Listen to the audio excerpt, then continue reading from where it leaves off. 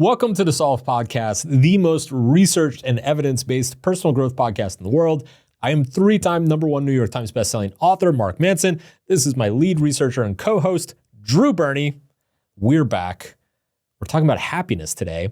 Now, for those of you who are new to the show, the whole premise behind Solved is that we go so deep, so hard on a topic, we research it so thoroughly and comprehensively that you will never have to listen to another podcast on this topic ever again.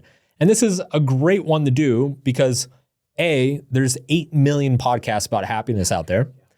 And B, it's actually not that complicated of a subject. So we're going to cover all the ground. This is a very well-researched topic. There's very established data on what makes you happy and what doesn't. Philosophers have been writing about this for 3,000 years. So I think we can cover all of our bases in a few hours. Feel pretty good about this. If you're a returning listener and like the show, please give us a follow and a review. It helps us with the algorithms, helps bring in new people, helps us solve their problems in their lives. And as always, we have a full comprehensive PDF guide to go along with this episode. As you know, there's a lot of information. We're like blasting you with a fire hose of information and advice and takeaways. And so if you ever get lost or feel overwhelmed, so if you go to solvepodcast.com/happiness, there is a free PDF guide there. It is 100 pages long. It has a full summary of the episode, all of the research in it, all the actionable items, all the takeaways, and all of our references and citations so you can check our work. That is solvepodcast.com/happiness. Now, as I mentioned before, happiness has been done and redone again many, many, many times over on many podcasts.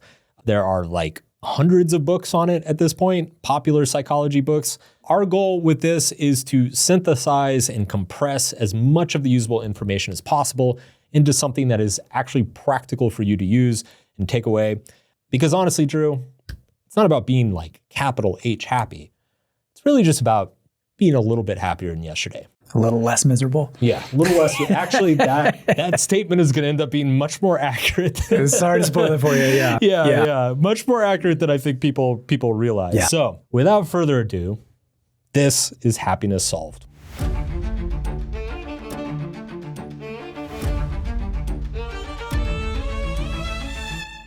So, I want to start with a story about a philosopher who is one of the most associated people in history with happiness and the concept of happiness. And this is John Stuart Mill. He was an English philosopher from the 19th century, and he is, I guess, considered the primary proponent of a school of thought called utilitarianism. Now, utilitarianism, for people who aren't caught up on their ethical philosophy, utilitarianism is the idea that we should all strive to create the most happiness for the most amount of people. So any decision you're making, any policy by a government, any way that we structure organized society, it should all be based what brings the most happiness to the most amount of people. Now, what's interesting about John Stuart Mill, he didn't invent utilitarianism. It was actually his father and his father's colleague, Jeremy Bentham, who came up with utilitarianism. His father was a man named James Mill, and James, when he had John Stuart Mill as a child, decided to conduct a little experiment with an N of 1. When John Stuart Mill was born, James Mill said, you know what? I'm going to raise my child myself. I'm going to homeschool him. I'm going to dedicate all of my time and energy to him. And I'm going to raise him to become the most virtuous, rational, and happy person in the world. I'm going to take everything I understand about science and philosophy and human flourishing, and I'm going to channel it into my child, and he is going to become a perfect human. Typical, parental narcissism for everybody listening, except the difference was that James Mill was actually an incredibly brilliant scholar and philosopher. So he approached things in a very interesting way. And sure enough, pretty early on, he got incredible results for John Stuart Mill. So John Stuart Mill, he learned to read not only in English, but in Latin by age 3. He was fluent in ancient Greek by age 8. I think by the time he was a teenager, he spoke like 8 or 9 different languages. He had read all of the old classics in their own languages and dialects. I think he had already translated the Bible from its original Aramaic, crazy stuff. This kid was a prodigy, essentially. And the entire time that James Mill was raising him, not only was he raising him as an intellectual prodigy, but he was instilling these values and beliefs in him of pursuing the greatest amount of happiness for the greatest amount of people. That everything you do, all this studying, all this reasoning, all this understanding that you're developing, it's so that you can go into the world and promote the greatest amount of happiness for the greatest amount of people. Now, do you want to guess what happened to John Stuart Mill? I've heard this story before, I think. Not just with him, but like it's a common story throughout history. But why don't you go ahead and tell us? Yeah. He had a mental breakdown. Yeah. Right. The man who was raised to be the happiest person on earth by the philosopher who spent his entire life studying happiness had a complete mental breakdown by age 20 and became suicidal. Yeah, the experts got it wrong once again. Shocker. Yeah. Absolutely shocking. So John Stuart Mill had this existential crisis, complete breakdown. He becomes an adult. Obviously, he's like realizing that all the stuff that he's doing is like not really working, that he was essentially raised on all these faulty assumptions, and he just has this like complete meltdown at a certain point. And he wrote something really interesting in his journal around this time, which is he said, ask yourself whether you are happy and you will immediately cease to be so. Mm-hmm. He proceeded to go through a thought experiment, which he asked himself, he said, if I could snap my finger and everything in my life immediately reverted to the ideal version of what I want, like society became exactly what I wanted, all my relationships became what I wanted, all my problems went away. If I could snap my finger and that would happen, would I be happy? And the conclusion he came to was no. And that really, I think, fucked with him and really messed with him. But I think I like the story of John Stuart Mill because it's almost like a hyperbolic version of what the rest of us go through. I think most of us grow up with a naive understanding of happiness. This idea that like, well, if I could just get the job I wanted, then I'd be happy. If I could just marry this type of person, then I'd be happy. If I could just make this amount of money, then I'd be happy. And sure enough, the more we tend to focus on those things, the more we tend to focus on happiness, the further removed we become from it. And the more miserable and anxious and depressed we get. And I think this is particularly appropriate because there's a little bit of a paradox in the 21st century in that today, the population is better informed, has more access to mental health care, has more experience with therapy than any other generation before, yet rates of depression are at all-time highs. 1 in 3 people suffer from some degree of anxiety disorder. Like the list of mental health ailments goes on and on and on. So it kind of raises this question of, are we approaching happiness in the wrong way to begin with? And if we are, how should we be approaching it? Now, I think John Stuart Mill is ultimately representative of how our intuitions around happiness go wrong, right? We tend to assume that happiness is a feeling that you should be able to summon at will. There was a thing that went viral maybe 5 or 6 years ago, I think from Naval Ravikant, where he said he's like, happiness is just a choice. You can just decide to be happy. There's not a whole lot of evidence supporting that. We'll get into whether that's true or not. A lot of people assume that happiness is a reward that you experience for achieving something in your life, for attaining something in your life, for having certain experiences. Is that true? Or is it just a side effect of something else that is going on? We're going to discover that later on as well. A lot of people, especially people with certain upbringings, assume that happiness is the result of deserving it, from working hard enough or doing the right things. Happiness is like, it's almost like you have to be like pre-qualified for happiness, as if it's like a fucking insurance rate or something. A lot of people assume that happiness can be solved with the right techniques or tactics. You know, it's like, I think these are kind of like the morning routine people. You know, it's like, well, if I get up an hour earlier, the data says I'll be happier because that's what happier people wake up earlier. It's like, is that true? Not necessarily. And then finally, a lot of people assume that happiness, if you figure everything out in your life, happiness should be a constant state that you're in perpetually in any given moment. And once again, I think that's kind of a naive and childish way of looking at it. In some ways, yes, happiness can be ever present in any given moment, but I don't think that's a realistic way of looking at it. And when we get into the 3 versions of happiness later and what they are and how they're different, I don't even know if you would necessarily want to feel happy all the time. So ultimately what we're going to discover is that happiness isn't really something that you pursue in and of itself. It is the side effect and the byproduct of pursuing something else. Do you have any comments or qualms or moral dilemmas before we move on, Drew? You are staring at me with a dead blank stare. How happy are you right now from a scale of 1 to 10? One question I would add too is like, is happiness even the point, right? You're kind of getting at that, but just like maybe keep that question in mind through all this too. Yes. Like how it's really, to me, I think it's kind of bullshit for one. It's just not it's definitely not a good goal to have, as we'll see in and of itself. And I think it's way overrated. It's way overrated. I don't even know if we should be spending a full episode on happiness. Wow. Honestly, that's maybe a hot take. I don't know. Spicy take from Drew Burney. Just keep that question in the back of your mind. Okay. Yeah. Maybe we'll return to that at the end. It's like, is happiness I think overrated? That's a good question to ask ourselves when we're done with this. I would argue that this episode is probably necessary, if anything, to simply convince people of that point. Yeah. That like, this actually might be something you shouldn't think a ton about. Right. Which is going to sound crazy to a lot of people, I think. But hopefully we can convince you that it's maybe not all that's cracked up to be. All right, so let's lay some philosophical groundwork, because theories about human happiness have been around for 2,500 years, 3,000 years. And in this case, like the ancient world and the ancient traditions like really went into happiness pretty thoroughly. And in my personal opinion, it hasn't changed a whole lot, as we'll see. So we'll start with the Greeks, as we usually do. Probably the most popular and practical, and to this day, used framework around happiness comes from Aristotle. It's his framework of Hedonia versus eudaimonia.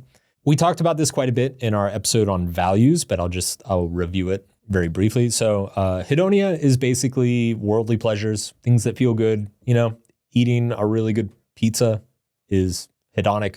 Having sex is hedonic.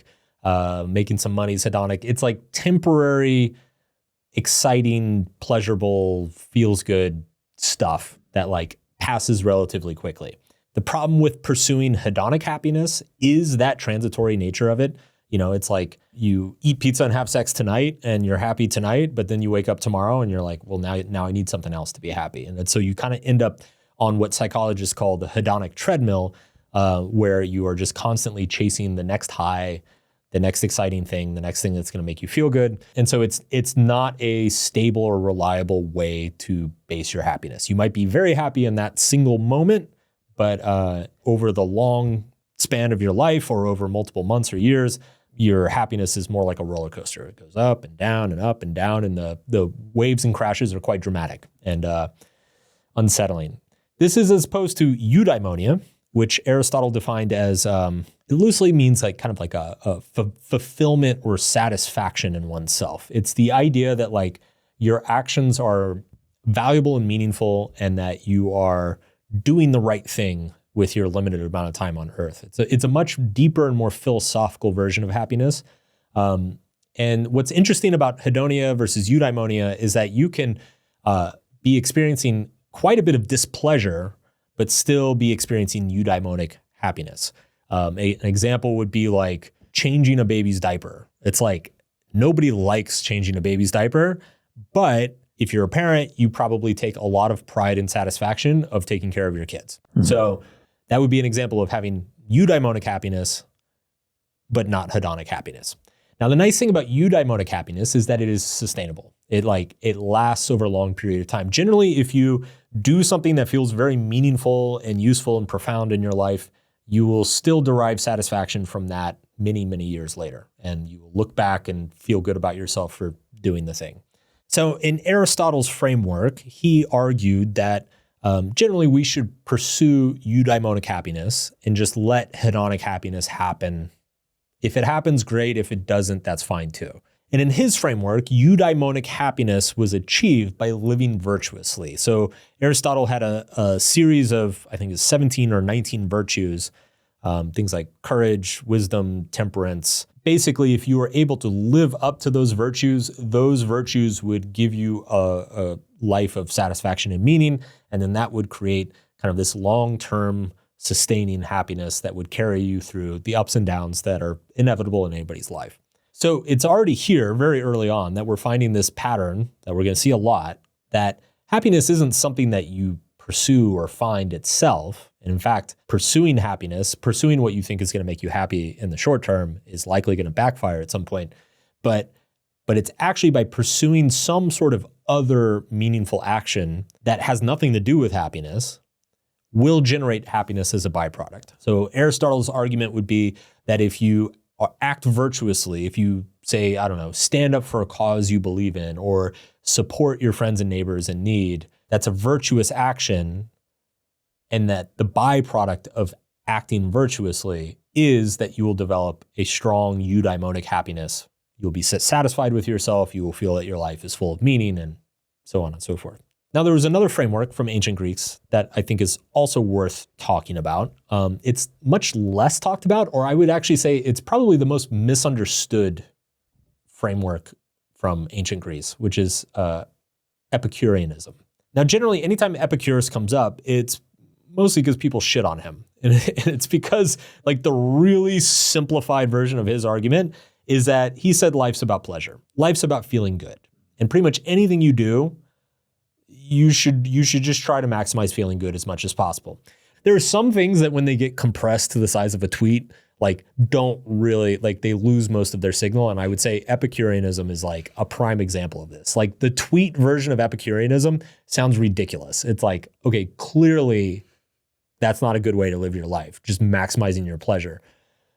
If you actually dig into Epicurus and what he wrote and what he thought, it's way more nuanced than that. So basically, Epicurus distinguished between two types of pleasures. There are kinetic pleasures, and then there are catastematic pleasures. Say that 3 times fast. What is it? Catastematic. Catastematic. Okay. And I may not even be saying that correctly. All right. So kinetic pleasures, and in this case, kinesis means movement, right?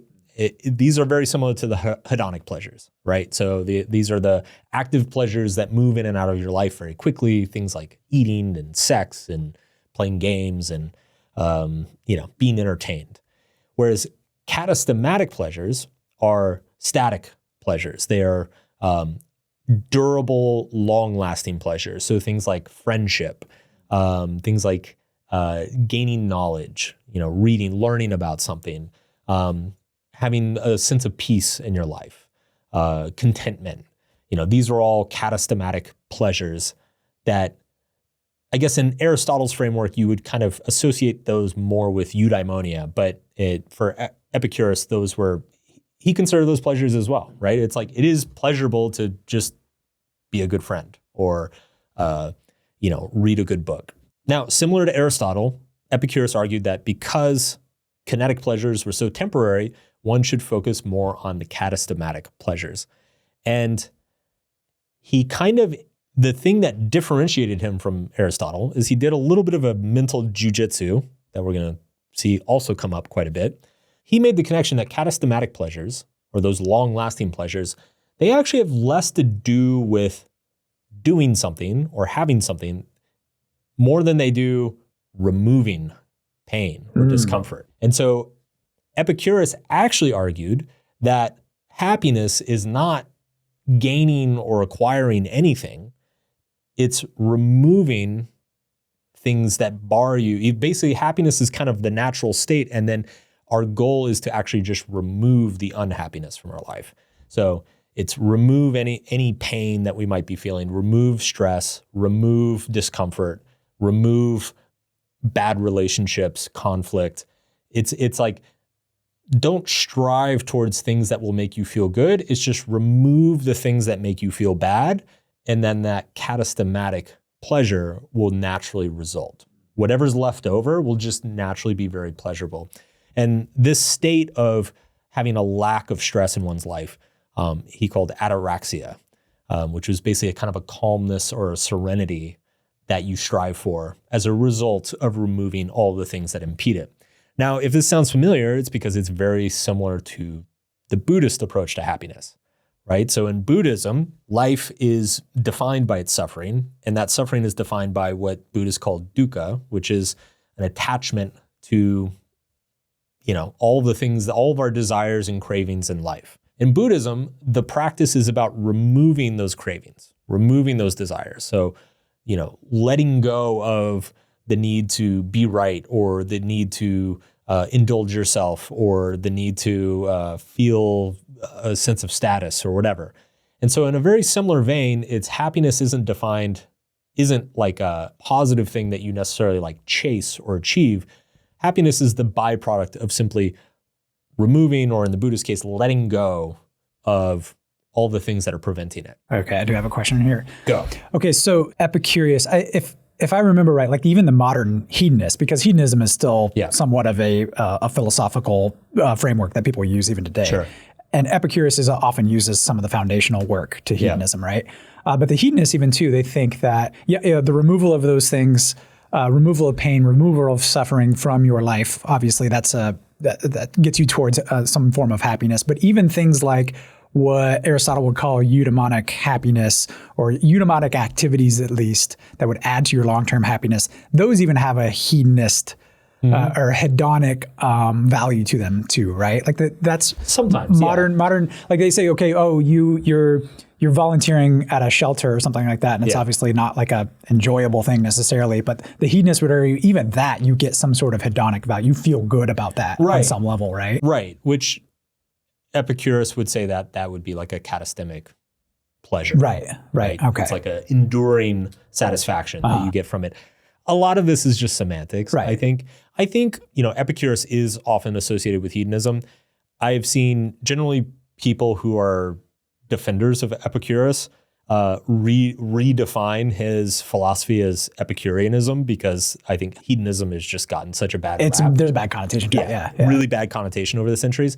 I do think one of the reasons he gets kind of skewered quite a bit is that like he really showed generally speaking, all of the other schools of thought, both religious and philosophical, they kind of have there's almost this like aesthetic quality to them. And by aesthetic, I don't mean like visually appealing. I mean like self-flagellation. Like, you should suffer for your happiness and satisfaction. Like you owe a pound of flesh to like live a life worth living. Whereas Epicurus like saw no reason for that. Right. He was like, yeah, dude, if you just want to like drink wine and have orgies, like, and you're not hurting anybody, go for it. Like, there's nothing wrong with that. Right. Whereas Aristotle was like, whoa, you have to be virtuous. And the Buddhists would be like, no, you're attached. Epicurus was like, nah, dude, knock yourself out. So I do think it's not so much he like said that was what created happiness. It was just that like he had no qualms with it. Okay. So putting all this together, we're already seeing two common threads that I think we're just going to continue to see over and over again throughout this entire episode. Which is the first of which is that happiness is not achieved in and of itself. Happiness is a byproduct of doing other things.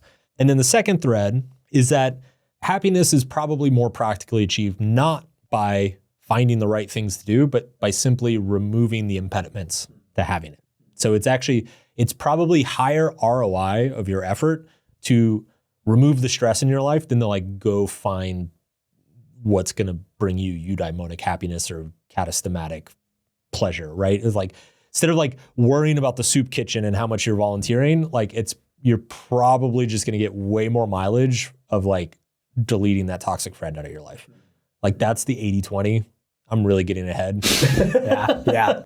But like, that's like up front. And I mean, we're going to come back to this later with a lot more depth, but like that really is kind of, the long and short of it. I guess you could see it as a little bit of a tension, like this Eastern Western philosophy a little bit. You mentioned like in the East with the non-attachment in Buddhism especially. And then there's like with Aristotle and the virtues, living virtuously versus the non-attachment in the East and West. Are those necessarily mutually exclusive? The way I've actually tried to like kind of reconcile those in my own head is, strive to live virtuously and achieve the things you want to achieve, but don't be attached to the outcomes. Do you think is that just my Western mind trying to like not be able to sit with paradox and just be able to reconcile that? Or is there something to that, do you think? I mean, I think that's a valid interpretation of it. Yeah. What's interesting, I went back for this episode, I went back and reviewed some Buddhist stuff that like I hadn't really looked at in 10 or 20 years. And I had actually forgotten that like So the word dukkha, that is like kind of associated with the first noble truth of Buddhism, which is that life is suffering. What's interesting is like dukkha doesn't have a direct translation in the English. And it's actually a metaphorical word. So dukkha actually literally means like the gap in a wheel that's turning, like in a cart. And then I think the prefix du means like it's like broken or off. And so the whole concept of suffering in Buddhism is basically it's like a broken wheel that's still being driven on a cart. It's out of balance and out of harmony. And you see this in Confucianism as well, is like everything in like kind of the whole moral order in Confucianism is like built around social harmony. It's like, it's all about balancing and being in like adding value to the people around you and not causing more problems than you solve.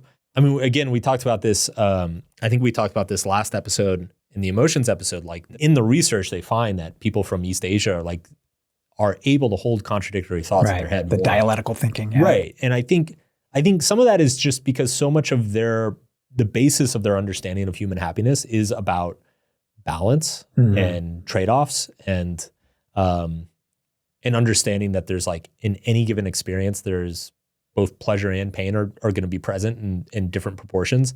The Western approach is like very individually focused and I guess kind of idealistic. Like there's this idea of like, there is a right way to do everything. Whereas I think in the East, there's more of an understanding of like, no, like every situation is going to be challenging in a new way. And you're going to have to like keep adapting. Yeah. And you're definitely not the first person to kind of like create that overlap. And there definitely is a lot to be said about like doing things without expecting a certain outcome. Right, like that is a good thing to do. But in terms of like the actual literature itself, like, I mean, that probably is a little bit of a Westernized interpretation of Eastern philosophy.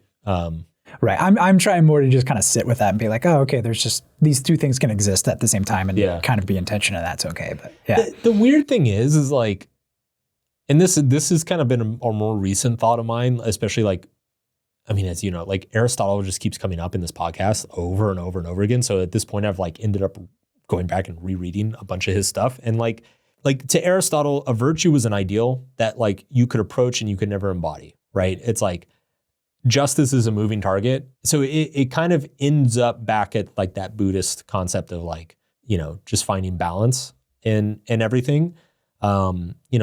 So Aristotle is like, you should pursue justice and temperance. Well, it's like justice and temperance are moving targets. And as you move through your life, they're going to mean different things to you based on what's going on around you. So it's like the result is kind of the same. It's just the framing is completely different.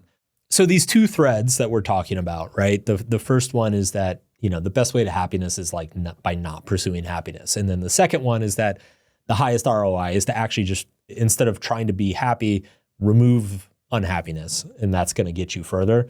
These show up quite a bit in the modern literature. The first 60 to 80 years of psychology was very much focused on like alleviating suffering. You know, it was finding people who were deeply depressed or had some sort of mental illness and like figuring out what was going on and diagnosing them and trying to get them to like feel okay again. And it really wasn't until, you know, Martin Seligman and a number of his colleagues, I believe in like the 70s or 80s, started asking, you know, like, what about taking people who are already feeling okay, but like just feeling even better? Like, what if we could take on a scale from 1 to 10, instead of spending all of our time trying to get people who are a 3 and a 4 up to a 7, what if we took people who are at a 7 and we found a way to get them up to 8 and 9 consistently? And it was at the time, it was relatively revolutionary. And so a lot of the early happiness research started in the 70s. And a lot of that early research is just like super cool, mind-blowing. A lot of counterintuitive results came out of that. But by the 80s, especially with like Carol Riff and a couple other people's work, like you kind of just end up back at Aristotle. It's like, oh, yeah, there's Hedonia and eudaimonia. Oh, yeah, okay, yeah, that's the thing. That's the whole, yeah, okay, we got it. And similarly, you know, it's when you look at, we're going to get into all the happiness research around things like sex and money and relationships and, you know, what area you live in and material possessions and like all the different things. And again, what we're going to find is like, it's not so much about like having the Lamborghini or the giant house. It's more just about like not being broke and not being alone. You know, it's like adding more doesn't bring more happiness. It's just, you remove unhappiness to a point where you're satisfied. And then like, that's kind of the game. With that, I will turn it over to you and we could start digging into some of the research. They did. We started studying this from a more scientific point of view, right? And like you mentioned, the 70s and 80s, positive psychologists kind of started to become a thing, and they wanted to know what constitutes human thriving, right? What influenced that. The problem with that, however, is what they call the weird problem in social sciences, all right? Now, the weird is an acronym. Okay. And it stands for Western educated, industrialized, rich, and democratic populations. Okay. Now, if you take that, that's about 15% of the global population that lives in those societies, right? So it's basically North America, Australia, New Zealand, Western Europe. Yeah, for the most part. Yeah. That's about 15% of the world population. However, about 90% of the studies done in the social sciences has been done on those populations. Yeah. Okay. So our view of what constitutes something like happiness, which is a complex psychological phenomenon, right, is based largely on about 1 in 6 people throughout the world, based on the psychology or the social makeup of 1 in 6 people throughout the world. So we're ignoring a big part of the globe and making these grand generalizations. Now, it's become more and more apparent that this is what we've done, and we've tried, in recent years especially, we've tried to mitigate some of those, some of the problems with that. Yeah. But with something like happiness or any other complex psychological phenomenon, obviously cultural influences are going to have a big impact on what makes someone happy. The cultural influences, the traditions, the history of a country, the genetic makeup of a population, all of those things contribute, and yet we've only studied a fairly small slice of those. And then on top of that too, a lot of times we only study college kids too, right? Like it's not even necessarily adults with fully grown prefrontal cortexes, right? Yeah. So that's kind of the weird problem in a nutshell. And so to illustrate, like, so in North America and Western Europe, Australia, New Zealand, and these places, like we talked about in the emotions episode, we tend to value these high arousal, positive emotions, right? And we kind of equate that with happiness, or we're more prone to equate that with happiness, right? If you look at a lot of different parts of the world, those things are not valued nearly as highly as we do. We talked about this in the emotions episode as well. Just to give you an example, in East Asia, like in China and Japan, they value much more calm states, balance, social harmony. Those are what they associate with happiness when they think of happiness just in general. For example, in Japan, there's this proverb that the nail that sticks out is the one that gets hammered down. Right? Yeah. They also have this concept of ikigai. I believe that's how they say it. It's kind of like, loosely translated, it's like life purpose, but it's specifically a life purpose when you're fulfilling a social role, right? So you find happiness in doing your duty. And it's not this ecstatic individual achievement that we place so high in the West. You know, if you think about China too, I just saw a scholar talking about the difference between China and the US. And, you know, China has like a 5,000 year history, and it's just littered with famine, war, anarchy. There were times where there weren't even a government there. Whereas you look at a lot of Western cultures, especially with colonial traditions like the United States, you show up in the New World and you stake out your plot of land, and by next year you can be trading some crops for hard currency, and everything just gets better every single year. Yeah. In the United States especially, we've never like dealt with an invasion, like a large scale invasion of another country. When things do go bad, we freak the fuck out and we do everything we can, right, to make sure they're not going bad anymore. It's a very different way of thinking about this. Whereas in China, you know, they've learned to deal with this 5,000 year history that's very checkered with these ideals around family and social support, right? Your devotion to the clan. And so it's a very different way of thinking about the world. Yeah. And yet what we've studied mostly in the social sciences so far has been these weird populations. Yeah. And so Russia is another example too. Like, you know, especially in the West, we think of Russians as just like cold, miserable people, right? Sorry to the Russians out there. It's that's kind of what, but they too have a very long history of, you know, being invaded and famine, and you know, like in World War II, right? They lost something like 25 to 30 million people. The United States lost 400,000. Yeah. Like, just think about that. there's a very different, you come out of an experience like that with a very different worldview. Yeah. Okay. Especially around things like happiness. And the Russians have some interesting sayings like laughter without reason is a sign of stupidity. I think if anybody knows a Russian, they would absolutely agree with that, totally right? See a Russian saying that. Yeah. If you laugh a lot, you'll cry a lot too. Like there's just, and then in the Middle East, like exhibitions of being overly happy are often met with, or often you're seen as you're trying to cause envy in other people, so they're kind of kept down as well. Interesting. And then we've already talked about the Buddhist perspective too, about the non-attachment. Happiness being one of those things, if you're striving for it, that's a form of attachment that you need to get away from. So there's this, like when we talk about the research, keep that in mind, and we'll try to point that out when it does come up. But this idea of what happiness is, I think a lot of us think that it's a universal thing, and what we're going to find out is very much not, right? I was struck in the research, we came across one of these like cross-cultural studies. Yeah. And in one of them, they asked the Japanese man, they said, how much do you think about happiness? And he looked at the researcher and he was like, I've never thought about it once. Yeah, it's just like, I've never even, what are you talking about? Yeah. Right? Like just not how I approach the world. Like, a lot of cultures, like in Japan, if there's social harmony within the group, then you're happy. Yeah. You can't be happy alone. It has to only be experienced with the people around you that you love and care about. Right.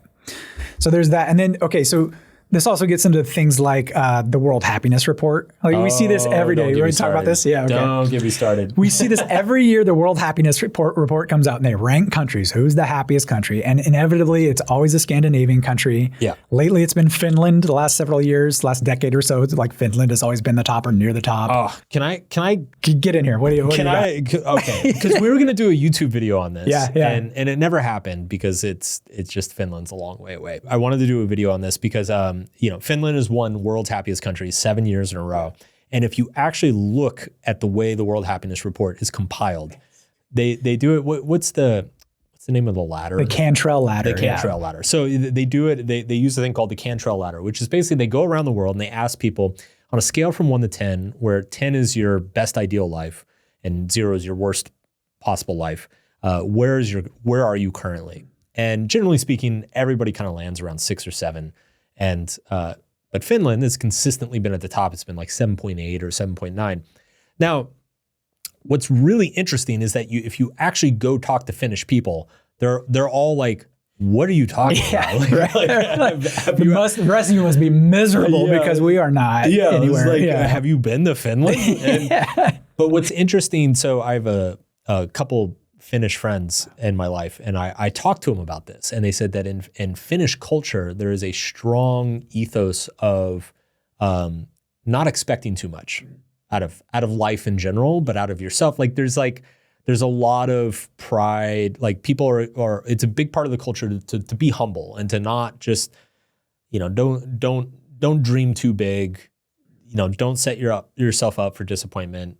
Just keep things simple. They even have a phrase for it. It's hantelaki. Yeah. Yeah. So they basically, if you take that cultural aspect and then you combine it with Cantrell's ladder, which is like, if you go from country to country and you say, on a scale from 1 to 10, where 10 is the best possible life you can imagine for yourself, and you have a culture that has trained you to not imagine great things for yourself, then you're probably going to look around and be like, I'm an 8 or I'm a 9. Like things are pretty good.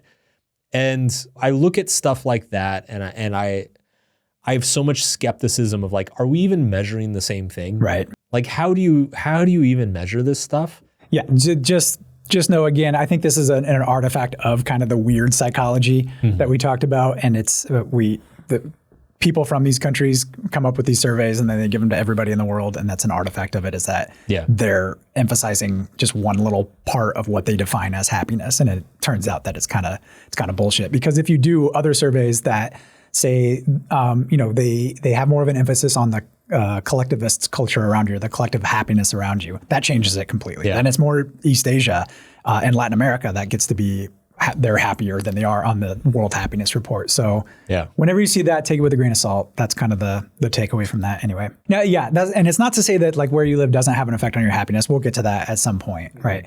It's just that it's a lot more complicated than that. And there's just better ways of thinking about it rather than just asking people going around, are you happy? Are you happy? That's a terrible way to measure happiness for one. And yeah, we'll get to why that is a little bit too. Cool. Okay, so like you mentioned at the top here, Mark, there are kind of three types of happiness, or three components at least to happiness that we want to go over. And you've mentioned a couple of them already. We're going to add another one.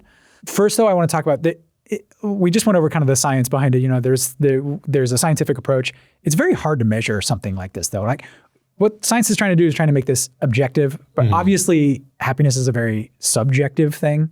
And so it's very hard to get a grasp on like an objective measure of this, but we've done an okay job of it. I do think the framework that we've come up with from a scientific perspective is informed by a lot of these ancient traditions and everything like that. And I think we've kind of come to a pretty good definition of it in these three components of it anyway. And so we'll kind of get into how we measure them and all the nuances around them, okay? So the three main parts are affect, there's life satisfaction, and then there's meaning/purpose, right? This kind of maps onto like the Hedonia, that's the affective part, right? This is how you feel kind of on a day-to-day basis. Moment to moment. Moment to moment even too, yes, very much so. Whereas the life satisfaction is more like the eudaimonia. It's kind of when you step back and you think about, okay, how is my life going at this point?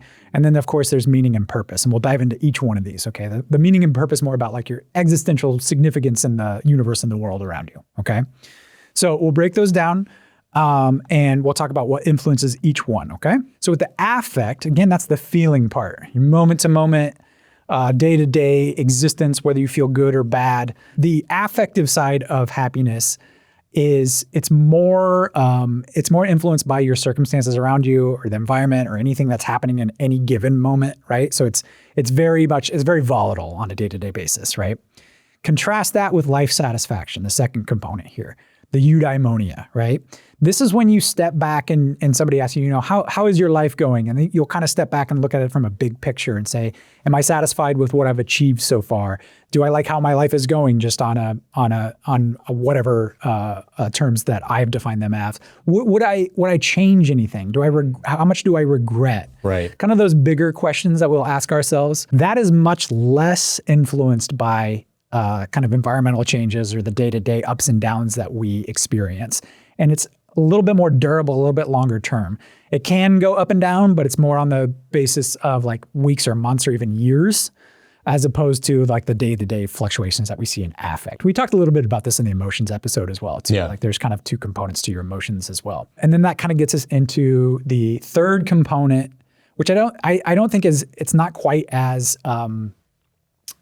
developed in the scientific literature, but it's becoming more, which is the meaning and the purpose. And we talk about this a lot. This came up when we talked to Arthur Brooks. Yeah. And I like it. I like that he kind of lumps this in with the other two, especially because when you look at the scientific literature on purpose, it does have such an outsized effect on mental health, psychological well-being, like all these like different measurements that we're talking about of daily, like our day-to-day effect, our life satisfaction. So it feels appropriate to me. He was actually the first person that I came across who like added that in.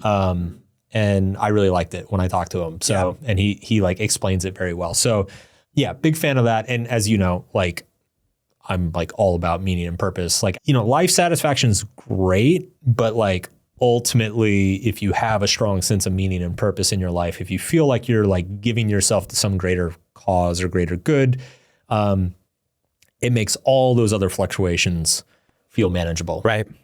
There's even evidence to suggest that like a sense of meaning and purpose in your life can be completely independent of whether you're satisfied with your life or whether you're feeling good or bad at the moment either. Totally. Too. So this is the most durable out of all of those components of happiness.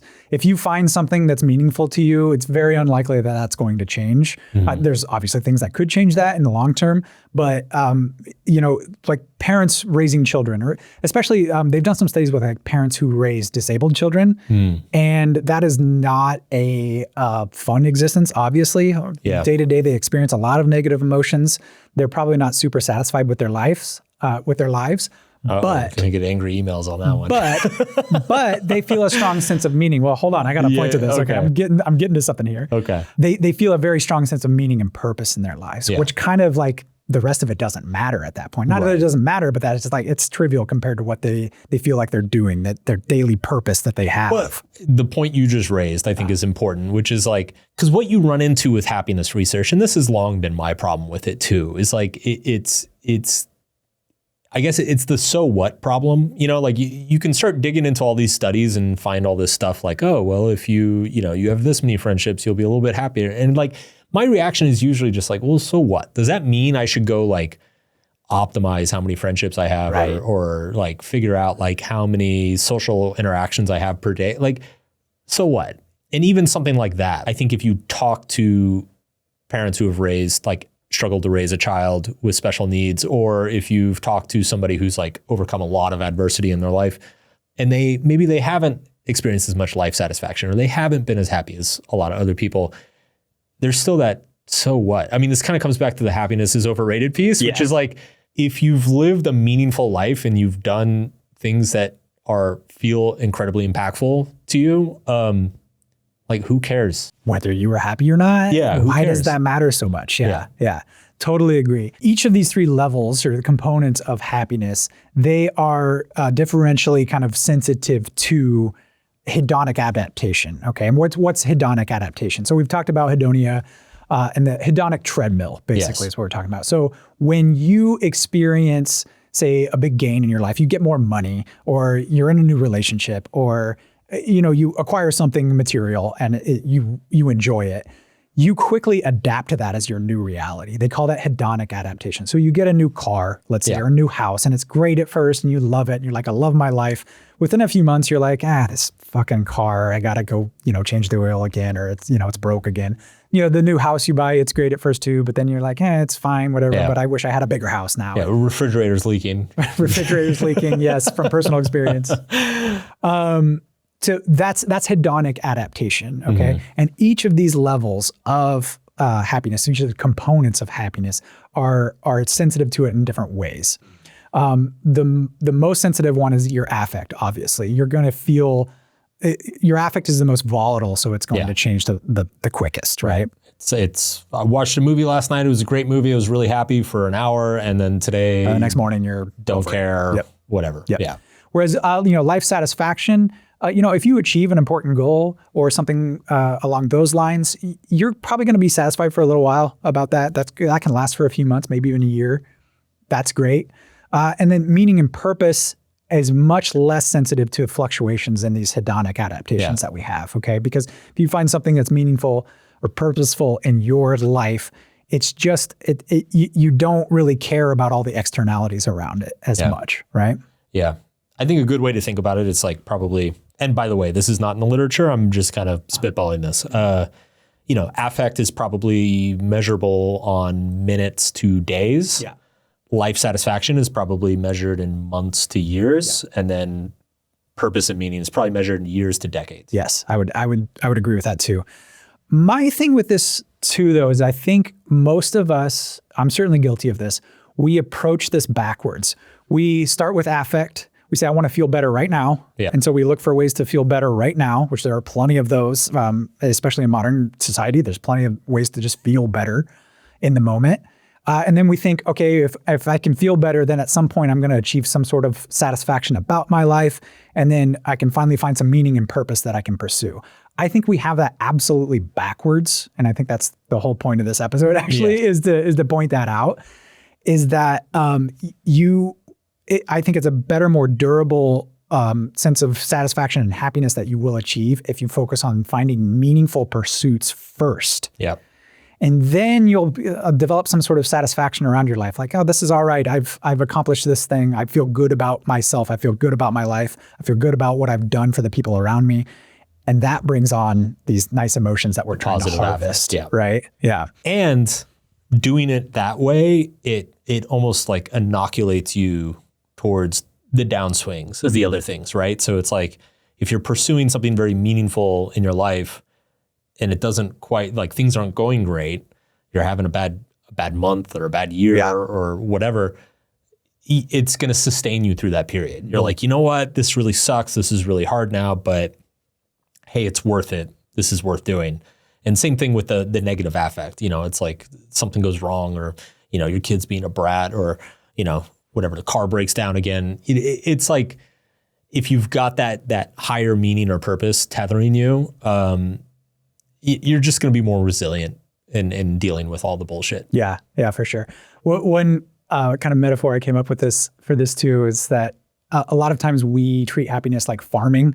Like we're planting little affect seeds so we can harvest, happiness emotions at some point.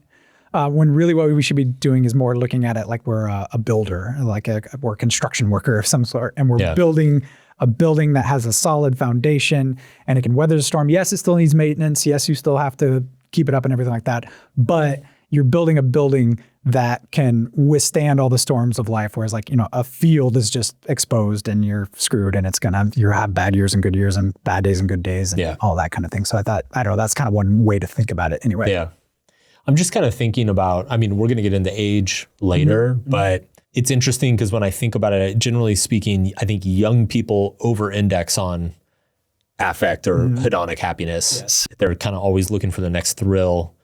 And I imagine middle-aged people are a little bit over-indexed on life satisfaction. It's you when you think of somebody who's having a midlife crisis, they're probably having a crisis over, did I do enough? Did I accomplish what I wanted to? Am I proud of myself? Could I have done more? But really it's, I guess, and I guess it's older folks that generally finally get around to the larger meaning and purpose for the most part. Yeah, I think there is kind of a developmental aspect to it for sure. And we will get into this more. We'll have a whole section on how happiness can change throughout the lifespan and what you can do about that too, and kind of how you can match your life at whatever stage you're in to optimizing for happiness. Not that you should be optimizing for happiness, but it just kind of works that way. Sure. Is there anything you can do about that? Sure, there is. At the same time too, I don't know, when you're younger, do you regret partying a whole bunch and chasing girls and stuff like that? I don't really. I'm kind of glad I did it in some ways. There's things I wish I would have done differently, sure. Yeah. It's funny because I don't regret the hedonic stuff. Yeah. I regret how much I prioritized it. And I think maybe this is an interesting thing because when I look back at my younger self, I did care a lot about the hedonic stuff. Yeah. But at least for me, I think I mistook the hedonic stuff for being life satisfaction stuff. Yes. Okay. I thought that if I went out more and had more friends and had more crazy experiences or traveled to more places, that would give me a lot of life satisfaction. But it turns out it was just kind of the hedonic treadmill in a very fancy disguise. Yeah. So well, that's what I mean by people. It's like when I say that people, I think, approach this backwards. And I think just developmentally, for whatever reason, we're kind of wired that way to chase this progression backwards. Anyway, so we think that attaining some amazing affect is going to give us some sort of life satisfaction, and that satisfaction has meaning within it. When it's absolutely the other way around. It's the other way around. Yeah. So yeah, sure. If you're in your 20s and you could flip that on its head, great. I think that could be a wonderful goal. Most people don't do that, and that's okay. And we'll talk about, again, we'll get into the life trajectory and the age stuff. And there's still things you can do about that and just kind of accept where you are too at some point. I want to go on a little sidebar here about related to hedonic adaptation. Dan Gilbert has this fantastic book, Stumbling on Happiness. Yeah, great book. He has a concept that I love, which he calls the psychological immune system, which is basically our psychology is kind of almost built to return itself to a 7 out of 10 consistently, right? So it's something great happens to you, you win the lottery, awesome, you're a 10 out of 10 for a few days, then you're a 9 out of 10, then you're an 8 out of 10, and then pretty soon you've completely adapted to it and you're a 7 out of 10 again. You settle in there. Similar thing if something bad happens to you, and you just kind of always come back to a 7 out of 10. And what's interesting that he points out is that our perceptions of our situation actually alter themselves. Our beliefs about ourselves and about the world around us will actually alter themselves to push us back into the 7 out of 10. Let's say you grew up poor and then you win the lottery and you're like, oh my God, I'm the luckiest person in the world.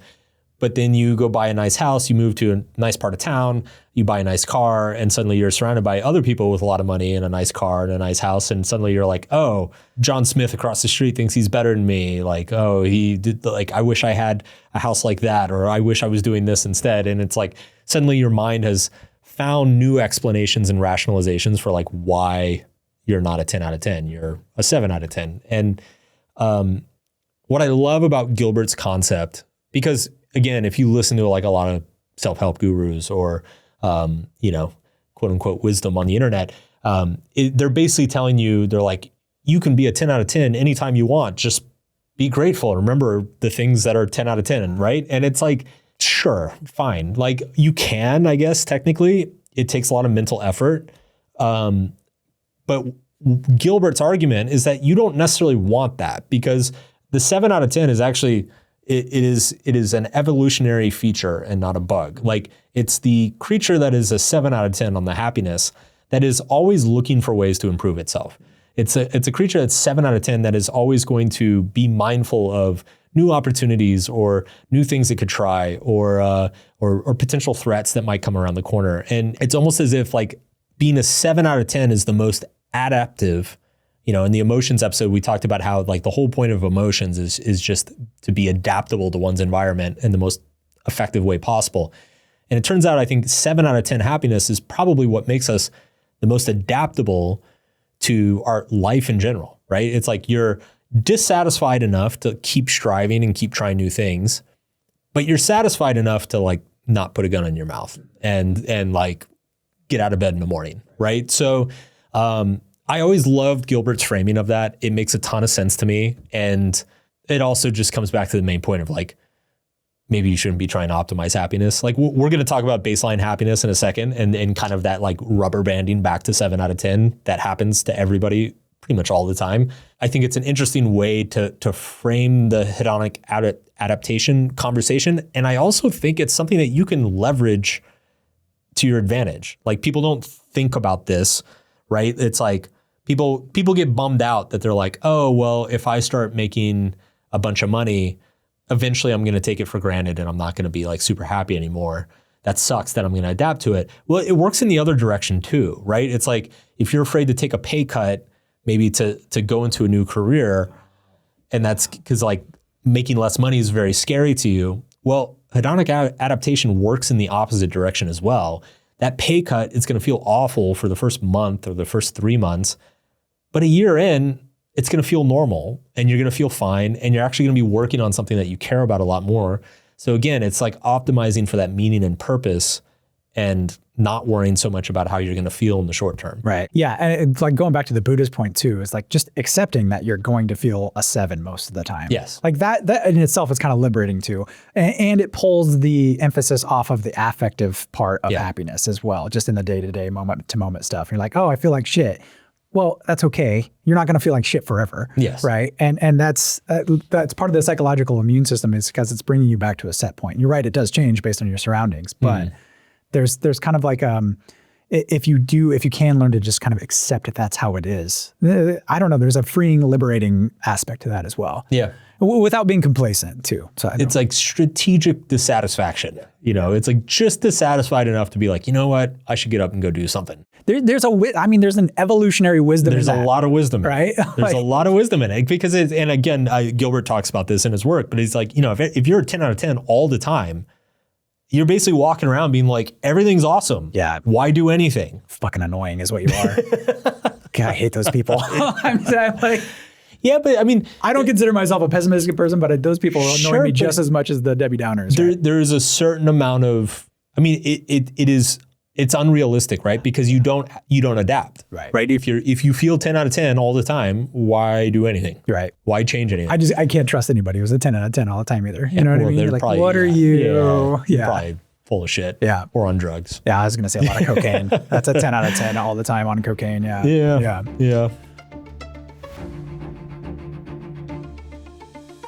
Should we talk about sex, drugs, and rock and roll? We should absolutely talk about sex, drugs, and rock and roll, Mark. Kind of the only reason I'm here. I know. It's all been a facade, right? Like my calendar said sex, drugs, rock and roll, and then I showed up and it was a happiness podcast. Yeah, you got me. Yeah. You're just sitting there staring at me now. I was like, oh. Sorry to disappoint you, Mark. Let's make this really fucking boring and nerdy. How about? Yeah. Sorry. No, but really, so what are some of the factors that make us happy and what don't? I think I think some of these, you're going to think that, of course I didn't think that was going to make me happy, but there's like a little bit of nuance in here we can talk about as well. Let's kind of just start at the top here of the list we came up with. These are some of the most common things or experiences that people associate with happiness. So I think we're going to talk about money, we're going to talk about relationships, we're going to talk about sex, we're going to talk about geography, like where you live, like all the things that people associate with being happy or miserable. And we're going to like actually get into the research of like, how much do these things actually affect whether you're happy or not? Right. Okay, so let's start with drugs and alcohol, right? So the artificial happiness that we try to manipulate our happiness with, maybe. Obviously, these are very common. It's a very common way for people to either achieve some sort of new affective state or even happiness in and of itself. It's got this quick fix appeal to it, right? You have a drink, you pretty much instantly feel better, or, you take a hit, whatever it is. They do cause these like immediate surges in dopamine and serotonin and all that in your brain, right? And so you do get this short-lived pleasure from that. Everybody kind of knows that. Everybody also knows the risk of addiction and all of that and the downsides to that. The thing is that when you have these artificial spikes of, say, dopamine or serotonin or whatever in your brain often it's kind of like its own immune system too. It kind of shoots the other way. Right. And so you'll experience a lot of negative affect after those things wear off. It's withdrawal that we know about. The best description of alcohol I've ever heard is you're borrowing happiness from tomorrow. Yes, absolutely. Yeah. Oh man, I used to have such bad hangovers. Yeah. And that was so true. I was so salient, so true for me when I would drink. The other thing I want to say here, and anybody listening who's like, done a lot of drugs will confirm this. Sometimes I'll hear people say like, oh, but if you're on drugs, that's not real happiness. Like you're not actually happy. And I'm like, man, I don't know what shit you tried, but like if you get the good stuff, like like that is legit euphoria and joy. Sure. And it's which again the lesson there should be maybe we should under prioritize euphoria and joy. Like if it's that easily accessible for such high a cost, right? Maybe we shouldn't make it such a priority. Right. No, absolutely. Your stress system too. I mean, it screws with your whole stress system. Fucks your whole body up. It does. Your stress response, it's basically, it drags that your affective state and even your life satisfaction, it can drag that down over time, right? For sure. And then what you end up doing is you just kind of like, this is how the addiction cycle starts, right? Is you're trying to achieve that again, so you need more drugs or alcohol to do it, and it just gets into this vicious cycle. Okay, I think we're all aware of that. One way you could look at the addiction cycle is that you're trading life satisfaction and purpose to get more short-term effect, right? So it's like, okay, make me feel really good today, and then I'll give up a little bit of life satisfaction, a little bit of purpose. And it's like the first time you do that maybe that feels like a good trade, but then it's like the 10th time you do it, you're like, and then you get to the 100th time you've done it, you're like, okay, my life's a mess. I'm a mess. I hate myself, And that's kind of how you end up in that spot. Yeah. So obviously using substances to alter your mood. I mean, okay. Here's the thing about it though too. There is some value in let's say social drinking. Okay. Yeah. Or you could even take something like an antidepressant. Yeah. Okay. Well, what do you mean? Well, you just said substances to change your mood. Oh, I gotcha. Okay. So I was thinking, I just wanted to say, like, we're not. This isn't no judgment here. Well, this isn't even necessarily like exclusive to like say party drugs, right? Yeah. Like this could be something. This could be like a pharmaceutical or whatever. Yeah. And if you need that, obviously, if you have some sort of mental health disorder or something like that, obviously, antidepressants are great. They've helped a lot of people. I'm not shitting on those by any means.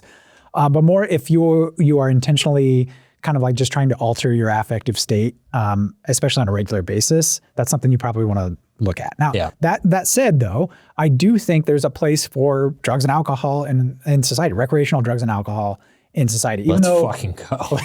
yeah, this is what you're here for, right? Yes. This is what you showed up for. Alcohol itself it's a great social lubricant. It's I mean, like, come on, like if you have a drink and you're around some people you don't really know too well, it's a good way to get to know people. I'm not gonna sit here and shit on alcohol all the time just because I don't drink. I actually have been. The last couple of months, I've been having a drink here or there. It's always been in a social setting. I haven't done it alone. It's been like half a glass of wine here. Okay, with dinner, when I'm out with friends. I have no urge to drink alone anymore. I'm looking at you judging me. I know. I knew I was going to do this. I was going to do these judgy eyes. It's not a regular thing. I don't like, it's not even a weekly basis or anything like that. But it's like 1 or 2 a month I've had, in the past few months. I do think there's an interesting argument around, like, let's talk about like moderate use, right? Like moderate alcohol use or moderate, I don't know, marijuana use or something, or even moderate like psychedelic use. Yep. Like there might be an argument of, if let's say if mild drinking helps you make friends and, lowers inhibition and, like helps you relax on the weekend so you're more effective during the week. That's probably not true, but right. Yeah. No. Like to me, the argument would be social. Yes. Like it's like gets you out of the house, gets you building relationships with people. Like, as we'll see in a little bit, relationships matter a lot with happiness. So I guess I could see that argument a little bit. It's still not great. It's not great. It's not great for your health or anything like that. But if there's a big social component to it, I think you can make an argument for it in certain situations and in great moderation as well. I'll give you a little bit of an example. Like since I've lived in Colorado, there's a lot of breweries in Colorado. There's a big alcohol culture there, but there's also very much a big active lifestyle and social kind of culture there as well. So like you go on a hike and you might bring a beer with you, or you go on the ski slopes, you like stuff a couple in your coat so when you're on the lift, and you like have some beers, but you're with your friends, right? Okay. When I lived in the Midwest, it was like, you're just drinking to drink. That's what you just go out to drink, and there's more of just a drinking for the drinking sake culture around it. And I think that is where you need to really kind of exercise a lot of caution around those sorts of things. Okay. We're getting off on, I didn't want to go this deep on alcohol, but I mean, obviously heavy users of drugs and alcohol over the long term are less happy. They've shown this over and over. Addicts, obviously, that's very obvious. Light to moderate though in social settings, if you're gonna do it, just be very, very intentional around it is what I'm saying. Okay. So let's go to the sex part, Mark. Oh, okay. Yeah. I'm interested again. Yeah. All right. I'm back. I'm not to brag, but I've tried this and it's awesome. Okay. It's great. But I'm so proud of you. Yeah, I know, right? It finally happened. I mean, okay, look, like physical intimacy, sex, it's a very human part of life, right? It's a great part of life. Overdoing it and doing it for the wrong reasons, I think, is where we run into trouble. Regular sex actually does correlate to like a better sustained mood for people. So your affect is actually moderated pretty well and elevated over time, up to about once a week is what they find. Okay, anything beyond that, it's kind of like there's a pretty diminishing return pretty quickly. Okay. And really what they found too is that it's more of the quality of the connection that you have with the person. Even if it's a casual sex or you're single and you're kind of dating around. So it's how hot they are, basically. That's it's like, well, I mean, there's probably a pretty good mood. Look. That's what I'm hearing. There's a thing like, there's kind of this idea, I don't know how true this is, but the research actually is showing this, like Gen Z is having less sex. They're using less drugs and alcohol and stuff like that. And there are definitely times where I'm like, maybe you guys just need to have a beer and get laid. And that would fix a lot of your problems. Like, I'm not going to say that it's not going to lead to life satisfaction. It's not going to lead to a lot of meaning in your life. Totally. It could improve your week, right? It could definitely alleviate a lot of anxiety. Yes. Which seems to be a big problem among young people. It's interesting. I remember, so early in my career, I was a dating relationship coach. And I remember particularly with men, like especially young men, they seem to have this like, it's like if they're not having sex, it's like they're starving in a desert, and it's like this cosmic injustice that's been inflicted upon them. And I remember I wrote an article. This is a long time ago. This was probably like 2010 or something. But I actually went and I looked at the research around sex and happiness and sex and life satisfaction and sex and health outcomes. And yeah, you do get a mild boost if you are sexually active on a number of these things. But like, it's not like if you're not having sex, it's not the end of the world. Like you're not really losing a whole lot if you're celibate or if you're not having sex for an extended period of time. I remember I posted an article about this and like all of the 20-year-old dudes like fucking rioted on my blog in the comments section. And they're like, easy for you to say, fucking blah, blah, blah.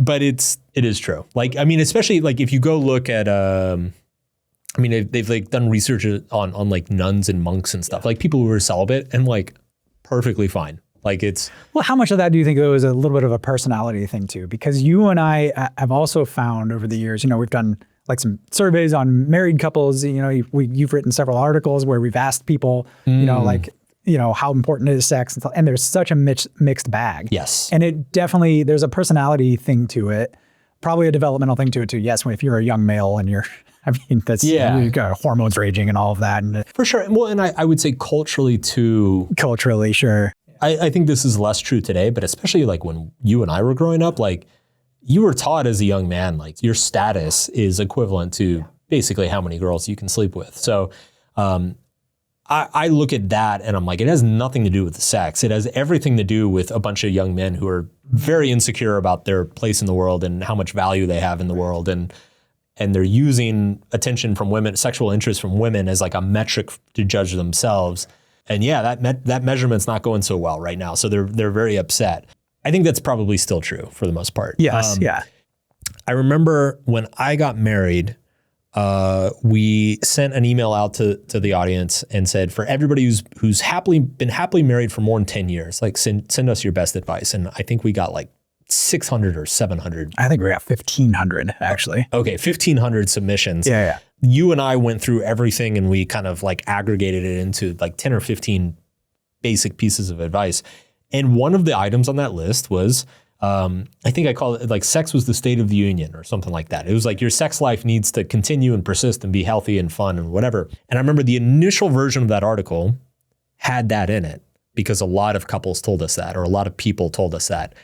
And I remember as soon as it was published, another group of people sent in hundreds of emails saying, that's bullshit. I've been with my partner for 35 years. And like, let me tell you, it's not all like things get old and dusty after a while and that's okay. And so we actually ended up removing that. Like I remember so many people emailed in saying that we ended up removing it from the article or did we revise it? I can't remember either, but we did something with it. Yeah. We did something. Yeah. And basically the conclusion I remember coming to was like, some people in the world connect a lot through sex and prioritize it. It's something they care a lot about. And then there's some people in the world who like don't prioritize it. They don't really care about it and they don't connect through it super strongly. And I would say if you are one of those people who like derives a lot of connection and intimacy from sex and you care a lot about it and it's like you have a very high sex drive and that's very important to you, then yeah, that's probably important in your relationship. The same way like plenty of things can be important in a relationship if it's something that you both value and you both care about. Right. But if it's something neither of you value or neither of you care about, then it's probably not a big deal. And so it's an interesting story in that how many people, just how like polarized it was. Like how many people emailed in saying like sex really mattered in their marriage. And then how many people emailed in saying, no. Sex really doesn't matter in the marriage. Like it's all about trust and friendship and respect and, living well together. Right. Yeah. So it's an individual thing. It's a personality thing a little bit and just your relationship with, how well you connect with somebody through sex or physical touch or whatever it is. Yeah. How hot they are. How hot they are. Yeah. Yes. Okay. I'll leave you with this one stat for this section. Okay. Which I found just fascinating. Increasing from monthly to weekly can exceed the happiness gains of increasing your income from $15,000 to $50,000 annually. 15 to 50? 15 to 50, somewhere between 15 and 50. Like increasing, so increasing the frequency with which you have sex from monthly to weekly can have the same effect as increasing your salary from $15,000 to $50,000 a year. That's pretty crazy. Well, I know what I'm doing with all my employees next year. Oh, that's going to be an HR nightmare. Oh, God. Anyway. Got very awkward in this room. Please no. Time for your annual review, Drew. Okay, we're gonna keep going here because the next section is money. I want to talk about that raise, Mark, and not in that way. Okay. Okay. Let's keep going, please. So speaking of money, how much does money actually influence our happiness? And that's actually a pretty complicated question to answer. The kind of the conventional wisdom is, oh, you can't buy happiness, right? Yeah. And, well, that's true. You can't buy happiness, but you can buy a lot of things that might resemble happiness, or at least take away a lot of misery, right? Yeah. There's been all sorts of research that's gone into this, especially in the last about 20 years or so. Tons and tons of research went into, what's the effect of earning more money on your happiness, or losing money, or, global GDP or your country's GDP on happiness. All of those things have been studied to death. And there was never really much of a consensus up until very recently. And I think we're forming more of a consensus around it. So a lot of people have probably heard this idea that, in the United States anyway, if you're making, you need to make at least $75,000 a year to gain some level of baseline fulfillment or happiness. And then anything beyond that, it's not, it doesn't have a whole lot of effect. Really diminishing returns. And right? The conventional wisdom for like 20 years was like anything past middle class income was diminishing returns. And then it was like past 100K was basically no returns. But that's changed. Yes. Like just in the last 5 or 10 years, they've actually discovered that money does correlate to happiness as far as they've measured it, but it just levels off dramatically. Yeah, there's a little more nuance to it now of what they found. So yeah, for a long time there were kind of these two warring camps even. That, oh no, the more money you make, it just keeps going and going. And a lot of people are like, that doesn't seem quite right. And then there was this other camp saying, no, actually, like it's kind of shit after 75,000 to 100,000. Then you just don't get a whole lot out of that, right? What they actually found, this is actually 2023, was this study that came out. So it was pretty recent, less than 2 years ago. And it was from Daniel Kahneman, the Nobel Prize winner of a psychologist, and Matthew Killingsworth. They had what they called an adversarial collaboration on this study. And what they found was that there's these different cohorts, and they respond differently to money. So you have one cohort, which is what they call just kind of, they don't call it this, but I'll call them the miserable people, right? And yeah, they respond a little bit to money up to that 75,000 to 100,000 mark. In this study since 2023, it was about 100,000. They respond, they do gain some life satisfaction and even affective gains up to that mark. And then past that, just no amount of money is gonna make them any happier, okay? Then you have kind of what the conventional wisdom found, which was, you do gain up to that level too, and then you get a little bit kind of incremental small increases after that, fine. But then they have also found this third group where they're just happy no matter what. Like you give them money, great. You give them more money, even better. More money, and they just can't be satiated. They're like, yeah, I love it, keep it coming. And they just get happier and happier and happier.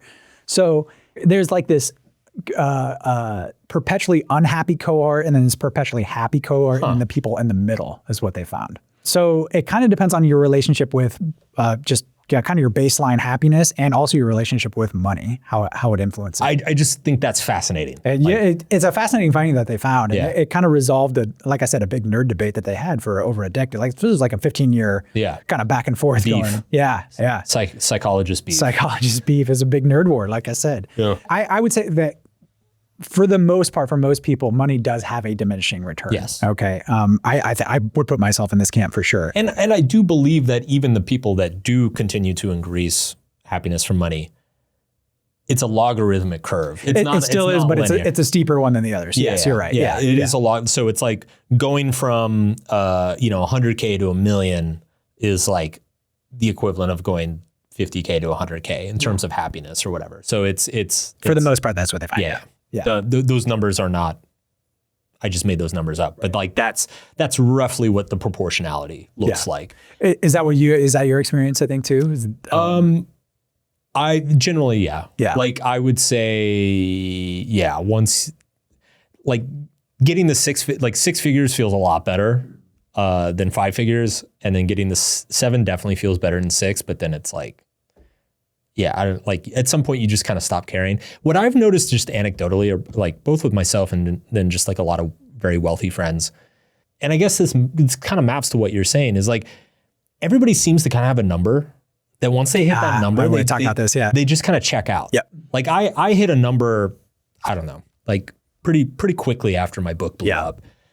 That like, I was like, okay, I'm good. Yeah. Like I'll take if you want to give me more, I'll take it. But like, I'm not really stressed. Like I don't really think about, how much money I'm making, how much money I want to make. And I've noticed that with other people, I have friends who, they hit 6 figures and they feel that way. They're like, okay, I'm good. And then I have friends who are at 8 figures and they're still not satisfied. Yeah. Right. So it does seem very personal on some level. Yeah, I think it absolutely is. I mean, and obviously too, going back to the whole relative thing, the people around you, we kind of talked about your psychological immune system. It's the same kind of with money, is that you obviously are going to compare yourself to the people around you as well. So if you move into a fancier neighborhood, then you're going to feel less adequate, right? Or whatever it is.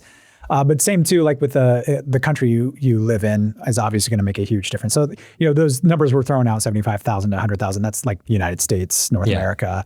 If you're living in Latin America, it's closer to like 30 or 40,000 or less than that, maybe even in some areas too, depending on country. So it's relative. And then you get different kind of increases or decreases to your happiness based on the people around you as well. So the TLDR is that money does make you happy, but it's complicated. Yeah. And it past a certain point, past like probably a decent middle class income, it's A, probably diminishing returns, and then B, it's also probably predicated on a bunch of other factors, like who you're surrounded by, where you live, your personality, all sorts of other things. Yeah. Yeah. You've said this before too, or we've talked about this before anyway, where you said, money, sure, it's not going to buy you happiness, but it can really take away a lot of misery too. Yes. We'll get into that. Which we'll come back to that. Yeah. We'll keep coming back to the buy away unhappy. That was actually something my dad told me, which I find very wise, but he told me, he said, money doesn't buy happiness. It buys away unhappiness. Yeah. Which that has definitely been my experience, is like most of the stuff, like in my life today, like, don't get me wrong, it's awesome having like nice stuff and a nice house and everything. But like past that, like past like having a nice house and a decent car and all that stuff, like really most of the satisfaction, it just comes away from like buying away friction, like not worrying about how much my Uber costs. And like something comes up and I miss a flight, like I'm not really sweating it. Yeah. It's not a big deal. Right. So it's just all the stress that doesn't happen is really actually what the value of it is. No, for sure. For sure. Okay. We'll leave that at that and we'll keep moving here. Okay. The next one is fame and status. Okay. I don't know. I don't know how much, do people think that being famous is still like an awesome thing? Is that like is that a widely held belief? Oh, dude, you're in LA. Well, yeah, okay. I know. You're such a Midwestern boy. I guess so. They definitely do. They definitely. Okay. I just like I've personally met. First of all, there are a handful of people in our industry who have like explicitly said, like Tim Ferriss wrote a whole. Right. He wrote 10 years ago. He wrote a huge blog post about how his whole goal was to become famous and how miserable it made it. It's actually a great blog post for people to check out if this is like something that they think about a lot.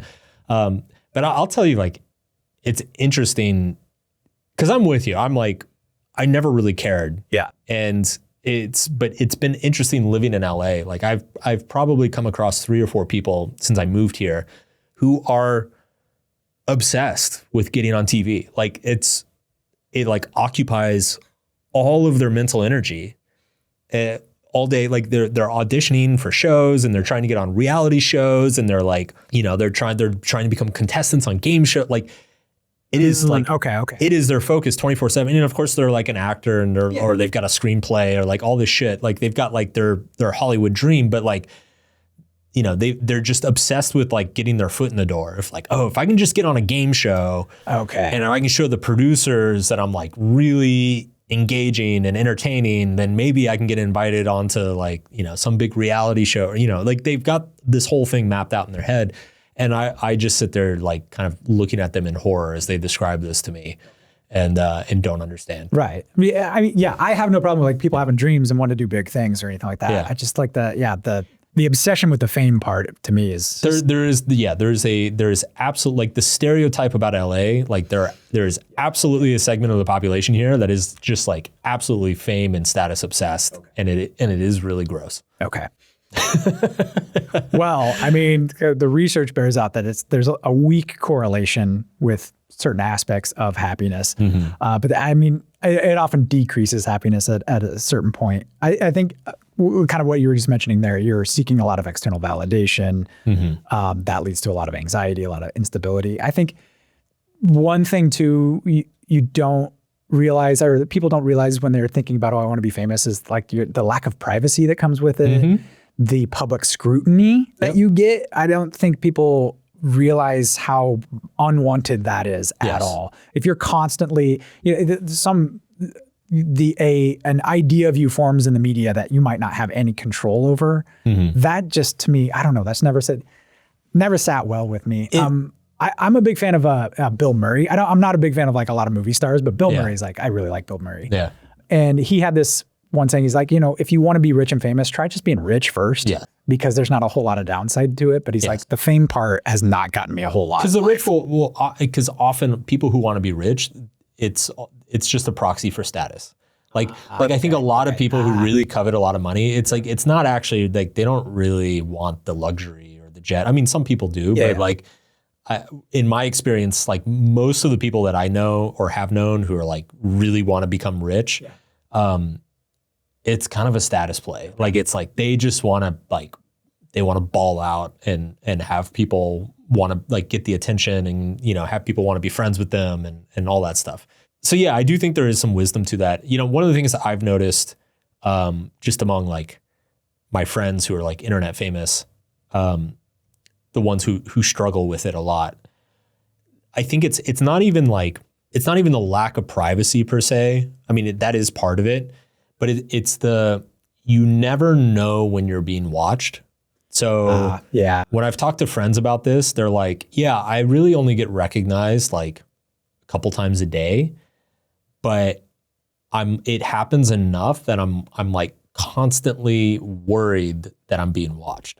Right. So a friend of mine said that like if he's in public and his kid starts misbehaving or just like throwing a tantrum, he's like, it sucks, but I'm mortified because I'm worried that one of my fans is going to be here and like is going to be watching my kid just like be a fucking demon and start making like judging me for all this stuff. He's a bad parent. Right. Or pull out his phone and being like, wow, this so-and-so's kid is like a total, you know, a lunatic or whatever. Or like if he wants to yell at his kid, right? Like he doesn't feel free to do that. Or, you know, it's all sorts of stuff like that.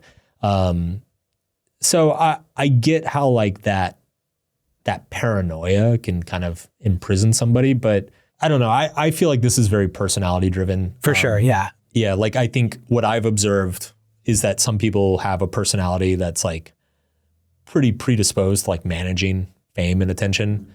And then some people have personalities that are not predisposed. And I think if you just look at the range of celebrities, like some celebrities have handled their fame wonderfully and like gracefully, and some celebrities have not. And Britney Spears, yeah. Yeah. And so it's like, I do think a lot of that comes down to personality. Like that was one thing I took away from working with Will Smith is like, he loves being famous. Right. But he loves people. He loves people. He loves being at the center of attention. Right. He loves performing. He's extremely extroverted.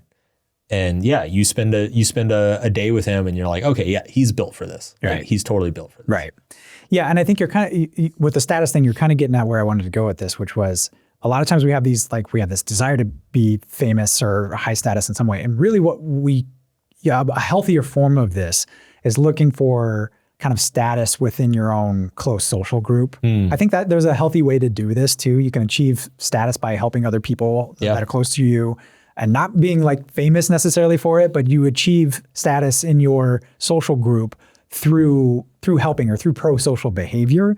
I think that's a better way to channel that. Kind of like you need some external validation. Well, fine, do that with the people that actually matter and you care about.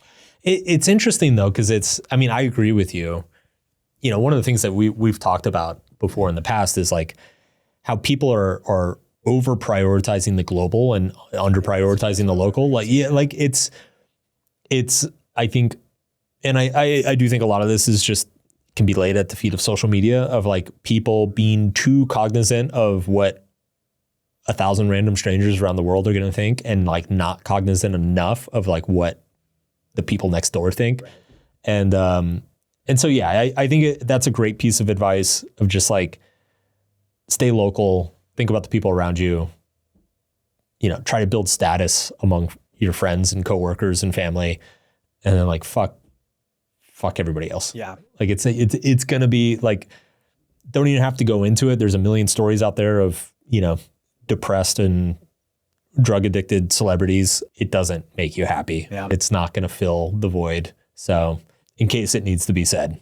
What do you think? Okay. So you're the most famous person I know. Okay. Okay. And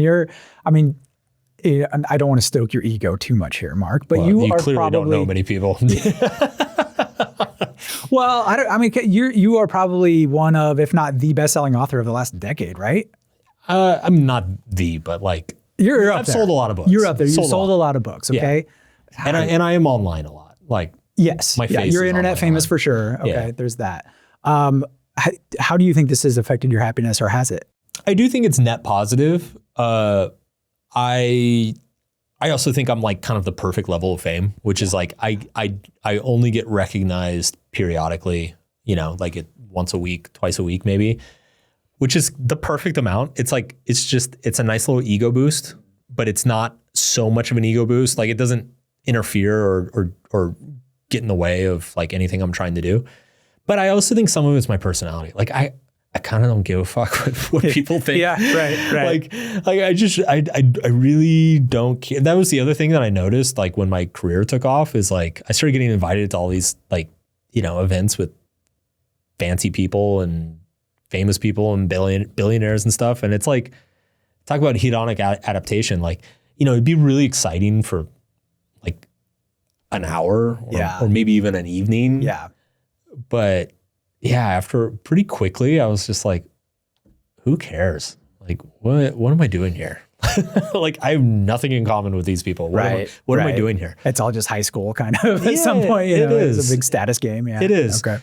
But it is funny. Like, I don't know. I do think it's a net positive aside from the ego boost. Like, this kind of gets into the irrationality of human beings. Like, it is funny how much it kind of greases the process of, or greases the wheels in like various processes or opens certain doors. Like one thing I know that a lot of like high-end hotels and restaurants will do these days is like when you make a reservation, they will look up your social media account. So like they'll look up your Instagram or TikTok. And if you have a lot of followers, they treat you differently. Yeah. Right. So it's like, there have been times where I'll book just a random hotel and I show up and there's a gift in my room. There's a letter from the manager.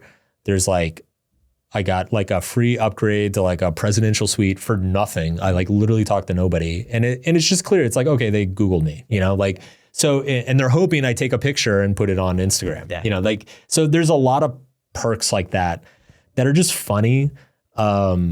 Well, that was what Bill Murray's like. He said, be rich first because being famous has basically just got me a good seat at a restaurant before. That's it. That is most of who it. Gives a shit? Yeah. That is most of it. I mean, it does get you into rooms that normally you wouldn't get into. Yeah. And so, I mean, that is nice. So the next one, physical attractiveness. And this is similar to the fame thing. Like what's super interesting about this, and I can verify this from copious amounts of experience. God. Being hot makes you happier. Okay. Gather around, kids. Yeah. Look how happy Mark is right now. Let me tell you what brings me all of my happiness. No, but seriously, being physically attractive does correlate to a slight amount of greater happiness, but it's not because you're hot. And it's not even about how you feel about yourself. It's actually about how people treat you. People tend to treat physically attractive people better. There's a thing called the halo effect, which is basically like if somebody's very physically attractive, we tend to unconsciously assume that they are more trustworthy, more competent, nicer, smarter, all these other things. And so the more physically attractive you are, generally like the better people react to you. And because they're reacting better to you, it generally improves short-term effect. Yeah. And better social skills because you're treated, from a young age, you're treated a certain way. Yeah. Yeah. So it is a minor kind of little baby boost to short-term effect. But there are costs. Yes. Right? Yeah. Let's defend the hot people. Let's defend you, Mark. Sorry. It's not all just benefits. Let's defend the ugly people. Well, I don't know if I should defend the ugly people here, but there's some research to suggest that highly attractive people or attractive people, they have a kind of a higher social pressure to maintain those standards we just talked about, that they are smarter, that they are kinder, that they are better people. Fashion models too, what they find too with people who make money based on their looks, long-term often are kind of maladjusted. They report lower well-being, they have increased stress, and just like I said, they're just more maladjusted over time too. Yeah. I think another thing too, this one I can kind of see a little bit more is that they have more difficulty forming genuine relationships because there probably always is kind of going on in the back of their mind, like, do they just like me because I'm attractive? Like I imagine like an attractive woman probably thinks that a lot too. Yeah. Or maybe it's just jealousy or envy that these people are feeling. And so that's why they're getting this attention. I think there's probably an interesting analysis on like the difference between physical attractiveness and like self-image, right? Because there are a lot of extremely attractive people who have terrible self-image.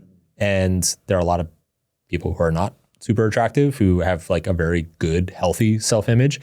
And I feel like that your self-image is probably way more determinant of how happy you are or how good you feel than like your actual physical proportions necessarily. Yeah, definitely. I mean, but it can be, if it's too big of a part of your identity, and especially, like I'm getting older now too, and I can, it sucks. It sucks, yeah. Dude, it sucks looking in the mirror and being like, ugh. I know. Where did that wrinkle gray come hair from? and these wrinkles and all this. Yeah. And so if you base too much of your identity on that, obviously over time, you got to figure out another way to have some validation. So yeah, I don't want to dwell on it too much, but that's kind of, it does matter for your happiness to some extent. Yeah. Let's get into another one. Okay. Geography and environment. So a lot of people, I think, feel like if I could just change where I live, change who's around me, then I would be happy, right? And it's not quite that simple. Definitely, you've traveled around a lot. You've lived in a lot of different places. You've seen happy people in places that are supposed to be miserable versus not. And I've seen the same as well. Basically, though, what they found is that it's primarily not the location itself. We think like move to a place with a beach, like come out to LA and it's nice weather. Or nice weather, right? Sunlight, whatever it is.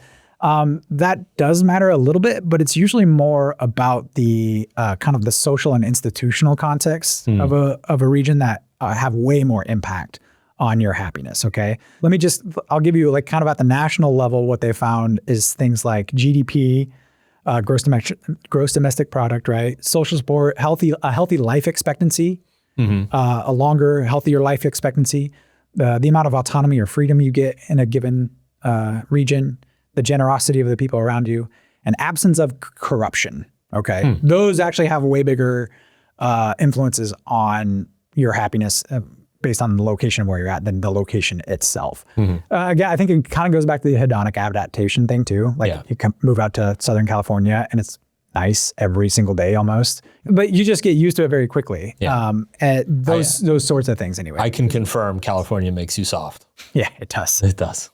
I bitch about anything I can. Yeah. I will say things though, like say you're living in like Chicago or Minneapolis and you have seasonal affective disorder, moving to Southern California or Phoenix or something like that, that's probably a good move. Some sort of health condition. Absolutely. Absolutely. So those things do absolutely matter, but I don't think it's quite the way that people think it does. I don't know. I've traveled a lot as well.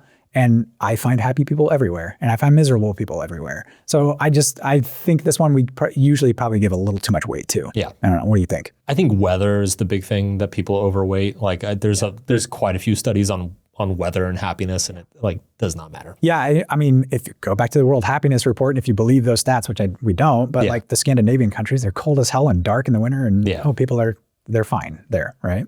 Totally. So yeah, definitely. So now for a big one that does have a lot of influence on your happiness, which is love and relationships, or at least we tend to think that has a huge influence on our happiness, and it does to some extent. One of the longest running studies on happiness, the Harvard study of adult development, the one that it began clear back in the late 30s, is still going till today. Harvard has kept that up. It's found that meaningful relationships, especially like spousal relationships, are one of the biggest predictors of happiness. There was even one of the lead researchers changed over time, but one of the lead researchers said that happiness is love, full stop. Like that was it. Like decades of research, and that's what they found out, right? Yeah.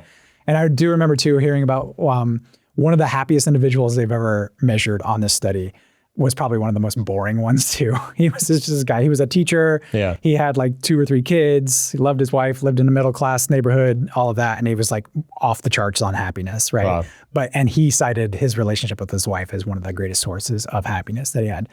Obviously, a toxic or unhealthy relationship is going to have a lot of downside to your happiness too. It's going to influence it negatively. Yeah. So you want to avoid those more than seeking out any like a bad relationship is worse than no relationship. Yeah. I guess is what I'm saying there. That's definitely true. Especially when it comes to romantic relationships, like because we're about to get into friendships. Yeah.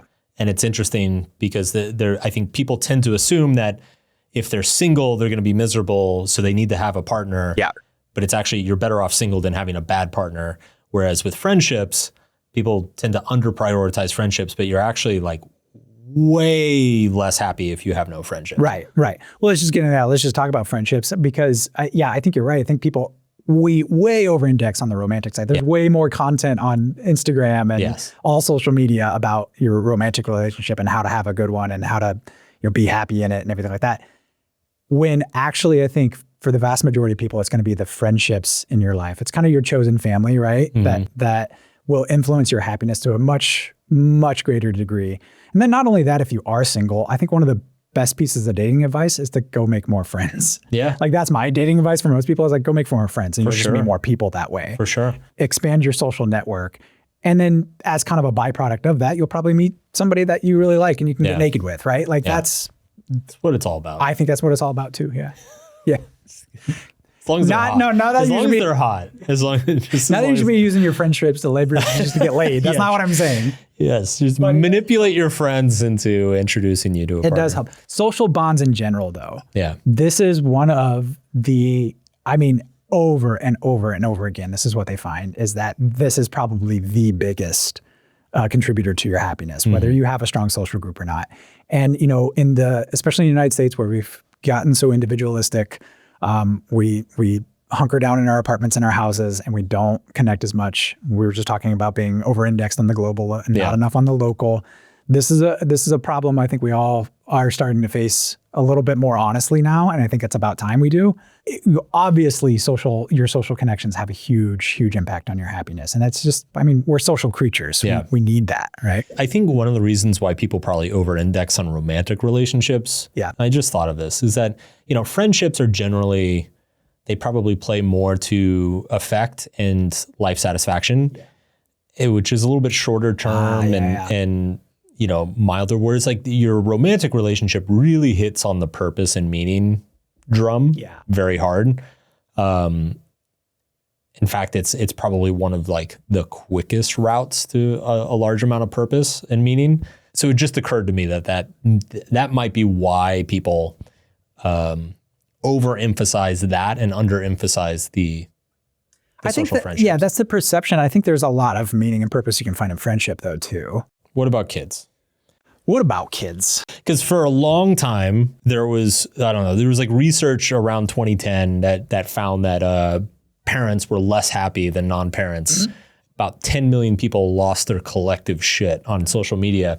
And you don't really hear about that study anymore. So like, where did we land on the kids and happiness thing? Well, let's go back to our definitions of happiness, our three components of happiness, right? You have your affect, you have life satisfaction and meaning, right? It's true. Parents, when they're parenting, they are less happy from an affective and a life satisfaction viewpoint. They're absolutely less happy. They're underslept. Usually they're stressed over their kids. Their kids are probably being little dickheads, and they're worried constantly about their kids. Yeah. They're probably stressed financially to some degree. So there is a lot of things to be unhappy about with children.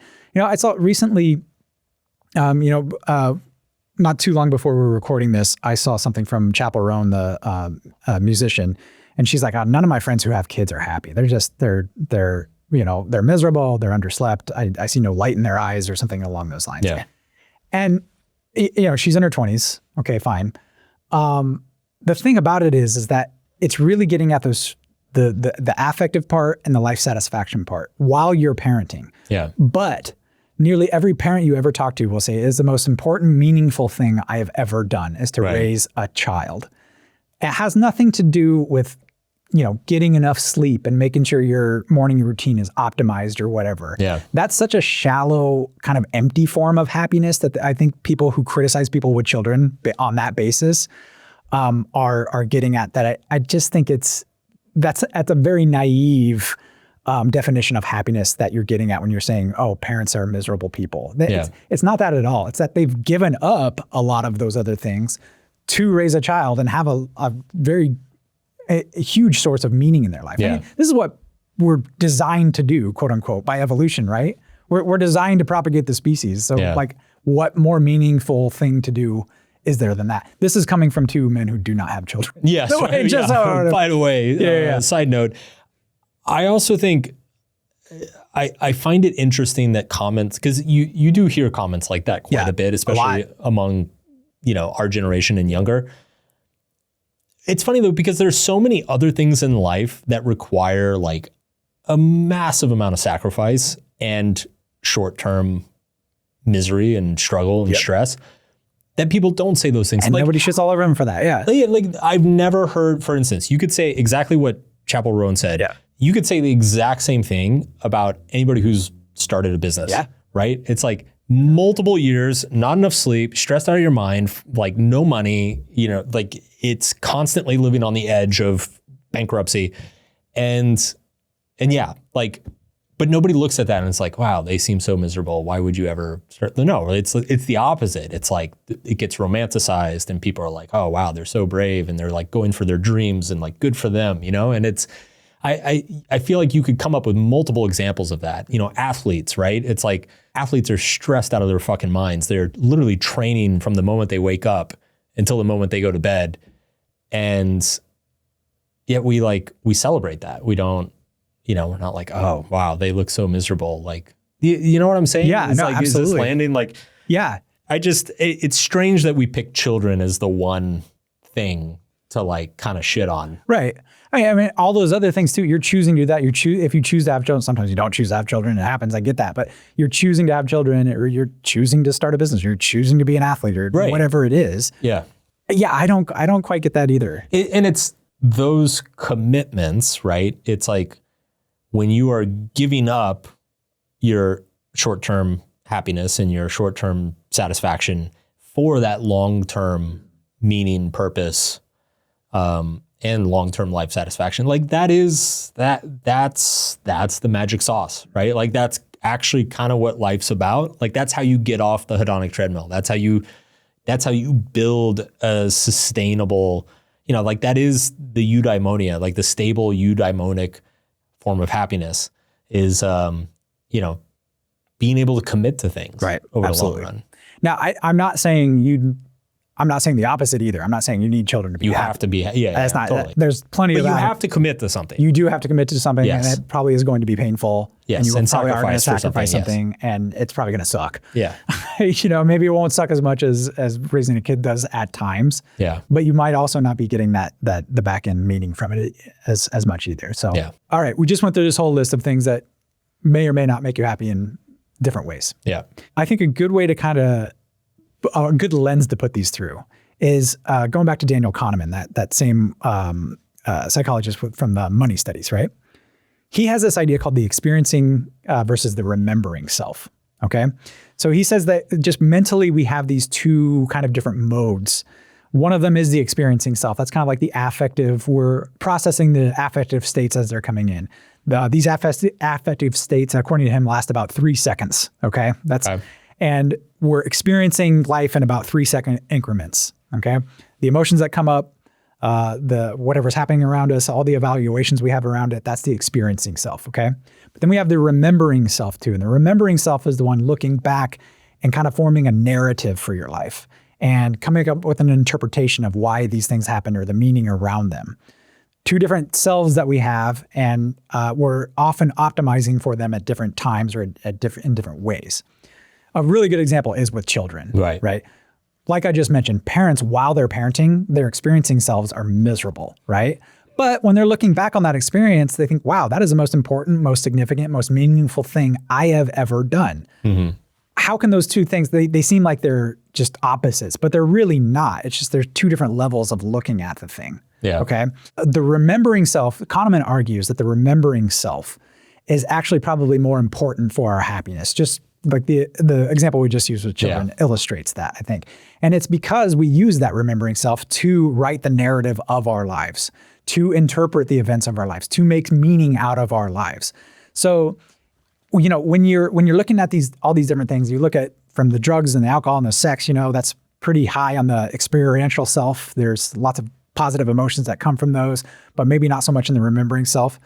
Derek Sivers, you know, your buddy, has this really good line in a book that I love to quote. He says, nostalgia is just memories minus the pain, which I think kind of gets at this. That's such a good line. I love that line. Nostalgia is memory minus the pain.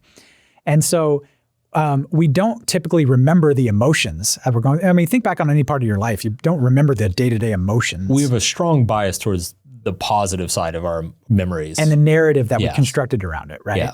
And so I think that's just a really good way, whenever you're thinking about, will this, you know, increase or decrease my happiness, using it through the lens of the remembering and the experiencing self, I think that's just a really good way to look at that and say, okay, how is my remembering self going to kind of interpret this at some point? I think that's very similar to, I think Jeff Bezos has this thing, which is like the regret minimization model, which is like, he said, anytime you're faced with a difficult choice, take the option that you are going to potentially regret not doing. Right. You're optimizing your entire life to just minimize the potential of regrets as much as possible. And it turns out that a lot of the things that you end up regret not doing suck in the short term and are very difficult. But it's like, if you're trying to head off the regret before it happens, you just push yourself through it. Absolutely. Yeah. Yeah. The remembering self really does get to the life satisfaction and the meaning much more than the affective state where the experiencing self kind of lives. Just a reminder before we move on that if you are feeling overwhelmed or this feels like a lot, we do have the free PDF guide at solvepodcast.com/happiness.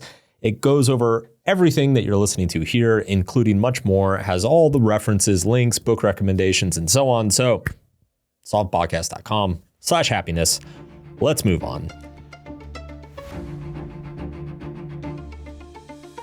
All right, so we keep talking about hedonic adaptation, like the idea of like, okay, something great happens, you buy a new car or get a boat or whatever, and it's like makes you happy for a little while, but then you revert back to kind of your baseline level. I think it's worth talking about where is that baseline level, what determines that baseline level, and how much of happiness is nature versus nurture? How much of it is actually in our control, and how much of it is up to genetics or up to our circumstances? And there's actually a ton of science on this, and I think the results are actually quite interesting because I think the percentages land in regions where people wouldn't expect. So let's start with the first one, which is genetics. As a psychology nerd, I love how psychologists go about figuring this out. So if you think about it, it's actually extremely clever. If you have twins, identical twins, they have the same genetic material. Now take those twins and assume that they're separated at birth. Now you have two genetically identical individuals who are raised in completely different environments by different parents and went to different schools and hung out with different kids growing up.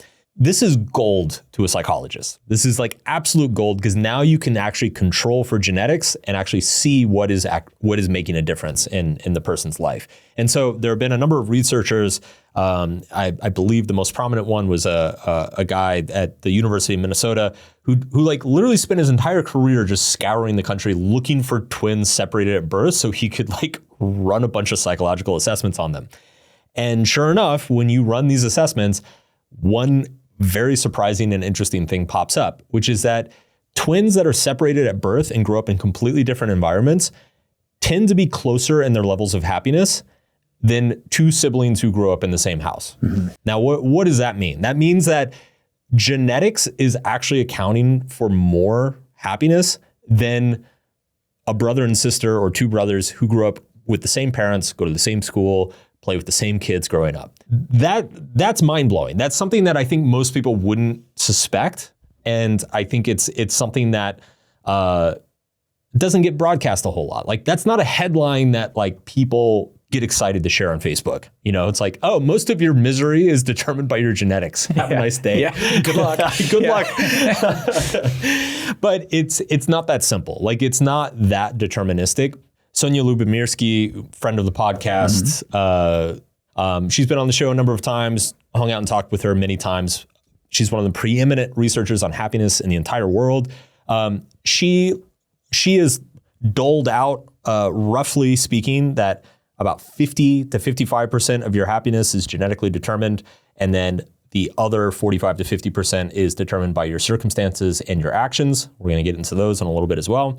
So one way to think about it is that your genetics are primarily determine what your set point of happiness is. So when you go throughout your life, if you constantly ask yourself on a scale from 1 to 10, how happy am I?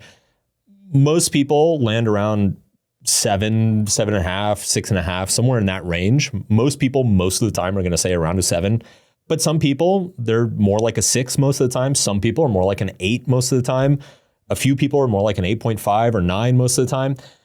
A lot of that set point is determined by simply your genetics. And it's not just your level of happiness. It is how optimistic you are, how quickly you recover from setbacks, how much you savor positive experiences, how sensitive you are to stress.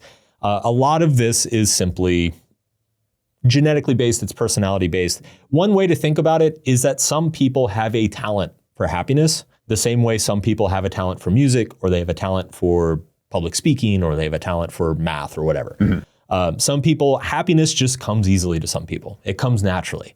And some people, they have to do a lot more work for it. And like anything else in life, it's not fair, but that's just how it works, right? And if there's anything that I think we've learned from this episode so far is that happiness is overrated. So if you're one of the people who's not naturally gifted at happiness, don't worry about it so much. Can we too just talk real quick about like, what does that mean that you're genetically predisposed? Like, actually, what does that, because people hear that and they're like, oh, it's your genetics. And it's like, well, then you just kind of leave it at that. Mm-hmm. Can we just talk real quick about like kind of what that actually means? Like, I dove into it a little bit, and like, for example, if there's genetic differences in, say, the serotonin or dopamine receptors in your brain, or how much serotonin or dopamine you produce in your brain, or how well you process it.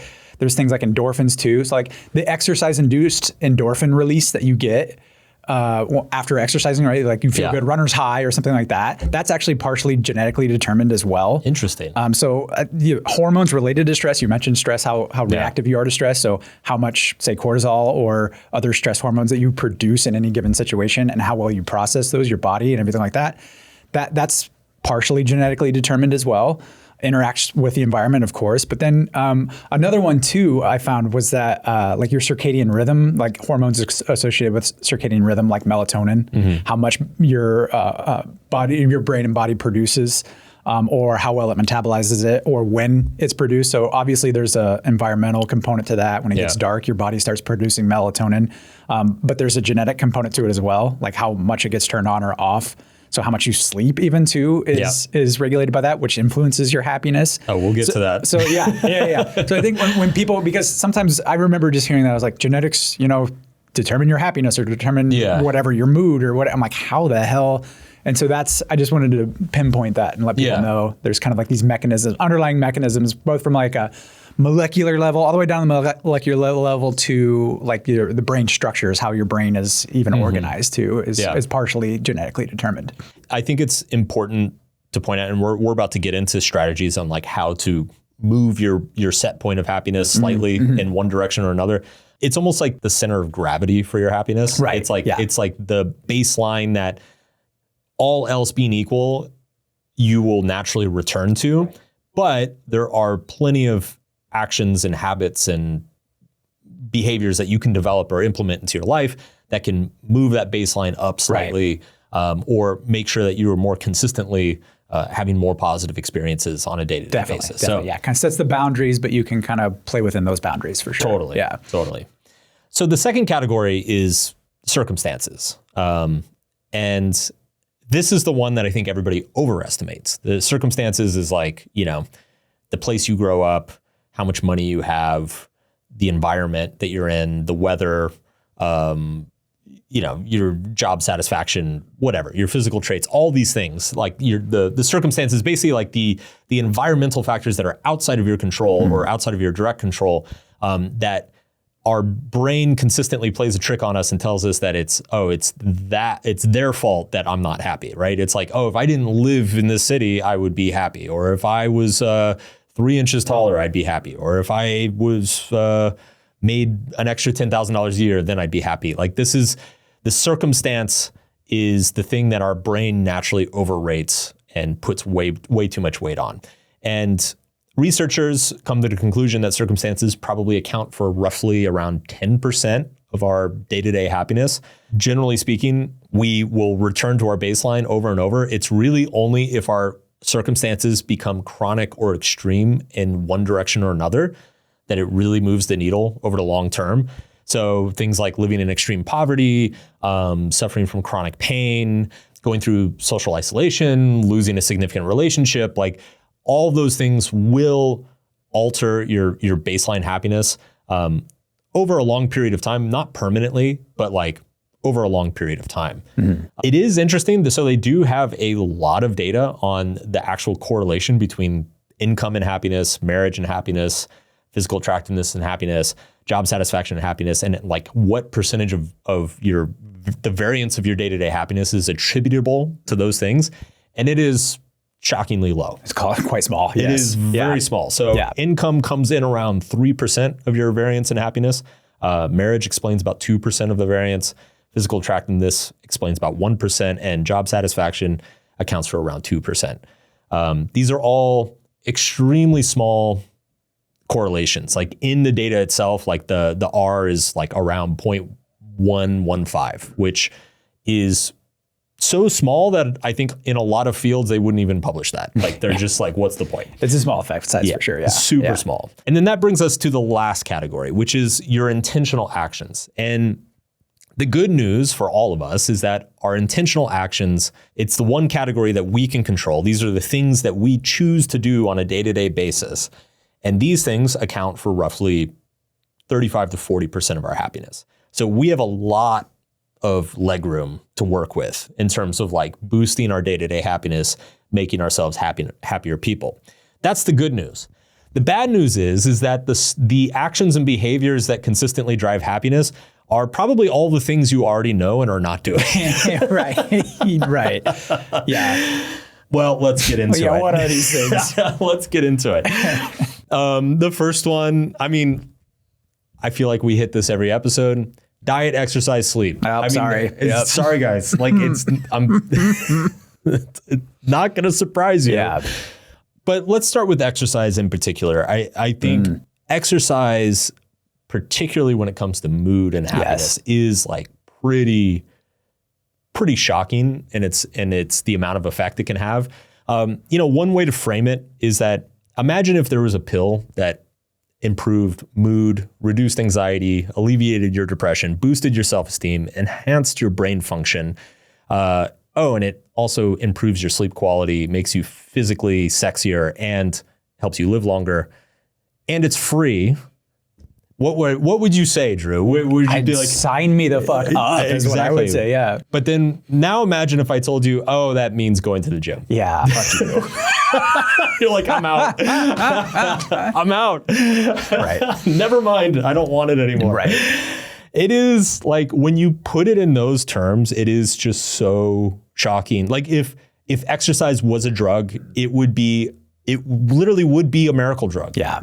It would be a miracle. It solves everything. Yet nobody does it. Right. Even just like going for a walk, like that lifts my mood. Yes. Yeah, it's short term. Yes, it doesn't last a long time, but it lifts my mood and lets me get shit done. The craziest thing is that when you look at the research on exercise itself and like what drives most of the benefits, people who go for a walk for 30 minutes a day experience like 80% of the benefit as the gym rats do. Right. Like the dudes who are in the gym 2 hours a day, like lifting heavy shit. Like just go for a walk. Like, it's amazing. Literally that simple. Yet we don't do it. Sleep.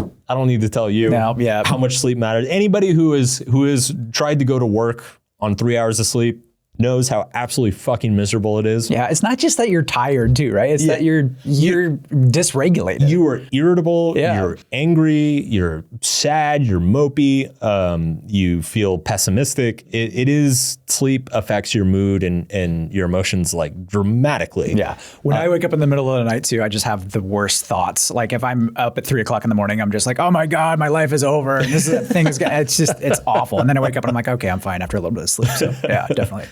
Yeah, totally. And then of course, diet, nutrition. I mean, obviously you want to be metabolically healthy and all that's like all these things are interrelated, but like with diet specifically, there's quite a bit of research on like vitamin and mineral deficiencies, you know, vitamin D3 and you know, magnesium and fish oil and all this stuff. That B12, I think is one of them too. Yeah, it's if you're lacking in any of these, then you'll definitely take a hit to your general day-to-day mood and your mental functioning. So I hate to be the bearer of bad news, but eating broccoli does make you happy.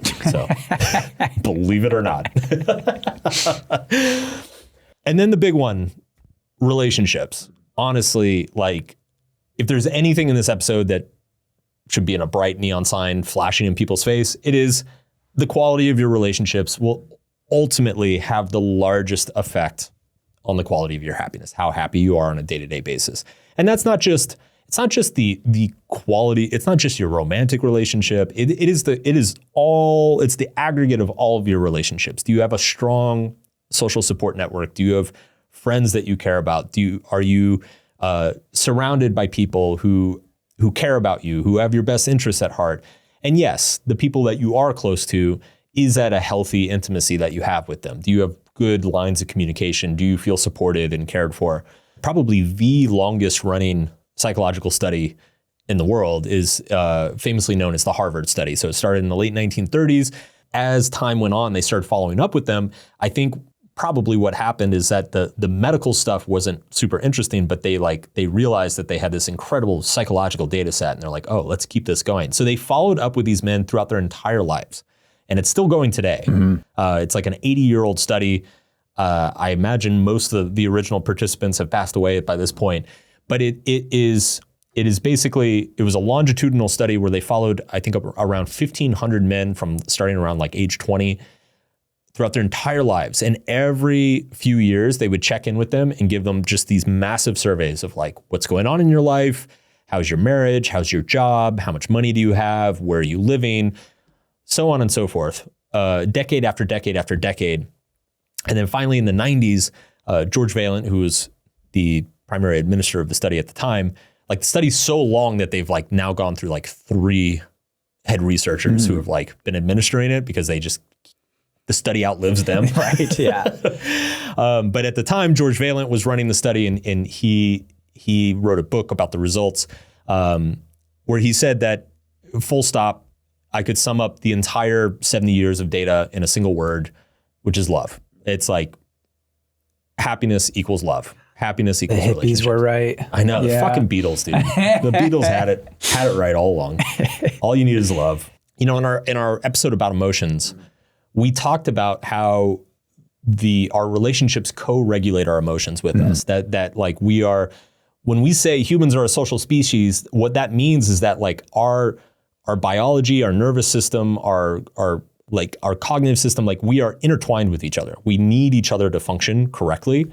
And that is part of the role of our emotions. And happiness to a great extent is living in a state where your emotions are well regulated, like where there's like, we'll talk about this in the next section, but it's like nothing is fucking up in your life at the moment, that you feel aligned with everything you're doing, and everything feels smooth, and there's like no impediment to pursuing what you want to pursue or becoming what you want to become. And having good relationships around you is like key in doing that. So relationships are huge. We're probably due to do an episode on relationships at some point soon. I'm sure we'll do many episodes on relationships or various aspects of relationships. So if there is one takeaway from this episode, it is the biggest driver of your happiness is going to be the people you surround yourself with. Just one point I want to tack on there too. I think there's kind of been a lot of this idea that's out there. It's like, well, but relationships are hard. People are flaky, and nobody wants to be friends anymore. Nobody wants to follow up, and nobody, the dating market is a mess, and blah blah blah. It's like, oh, okay. And so people are like, well, I'm just not going to try. I'm going to give that up. Right. It's like, okay, yes, relationships are difficult. Yes, there's a lot of friction involved. What's the alternative to that, though? I'm just going to be a lone wolf. And social isolation, that's going to make you way more miserable than like having a handful of difficult relationships in your life that you have to navigate. Totally. So just to point that out, I think there's a lot of people who are like, well, absolutely, screw people. Like, no. And we don't have to get into this now, but like, I would argue that a little bit of friction in relationships is a feature, not a bug. Yeah, and healthy. Yeah. Yeah. That's part of what makes you grow in a relationship. Right. It's part of what makes a relationship meaningful. But anyway, we'll save that for another episode. Yes.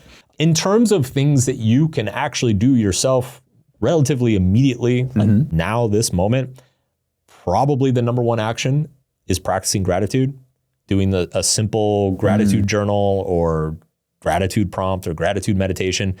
Like if there is a hack that exists for happiness that will like move the needle very slightly in roughly 2 or 3 minutes, gratitude is it. Like that's the king out of all the interventions and all the little self-help exercises. Like that is kind of the one that survives and comes out on top.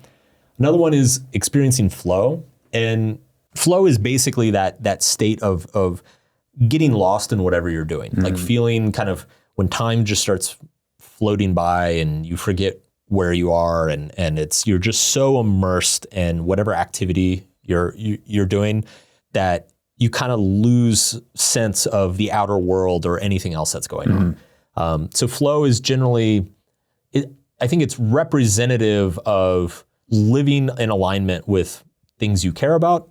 I think it's also representative of working on something that is like very meaningful to you. I think flow, I don't want to go off on too much of a tangent. I think sometimes flow is one of these things that it's like, I think it's the effect of stuff that's important. Like it's flow is downstream of meaning, of purpose, of a value alignment, of competency, skill, developing skills.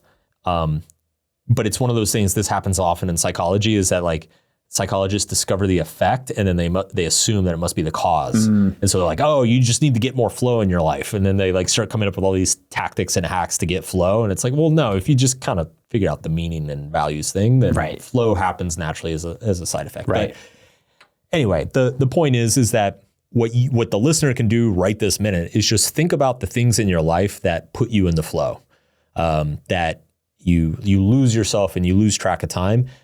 And just do more of that, because that's where the good stuff is. Right. It goes back, start with the meaning and the purpose side. And like you're saying, that flows from that. It all flows from that.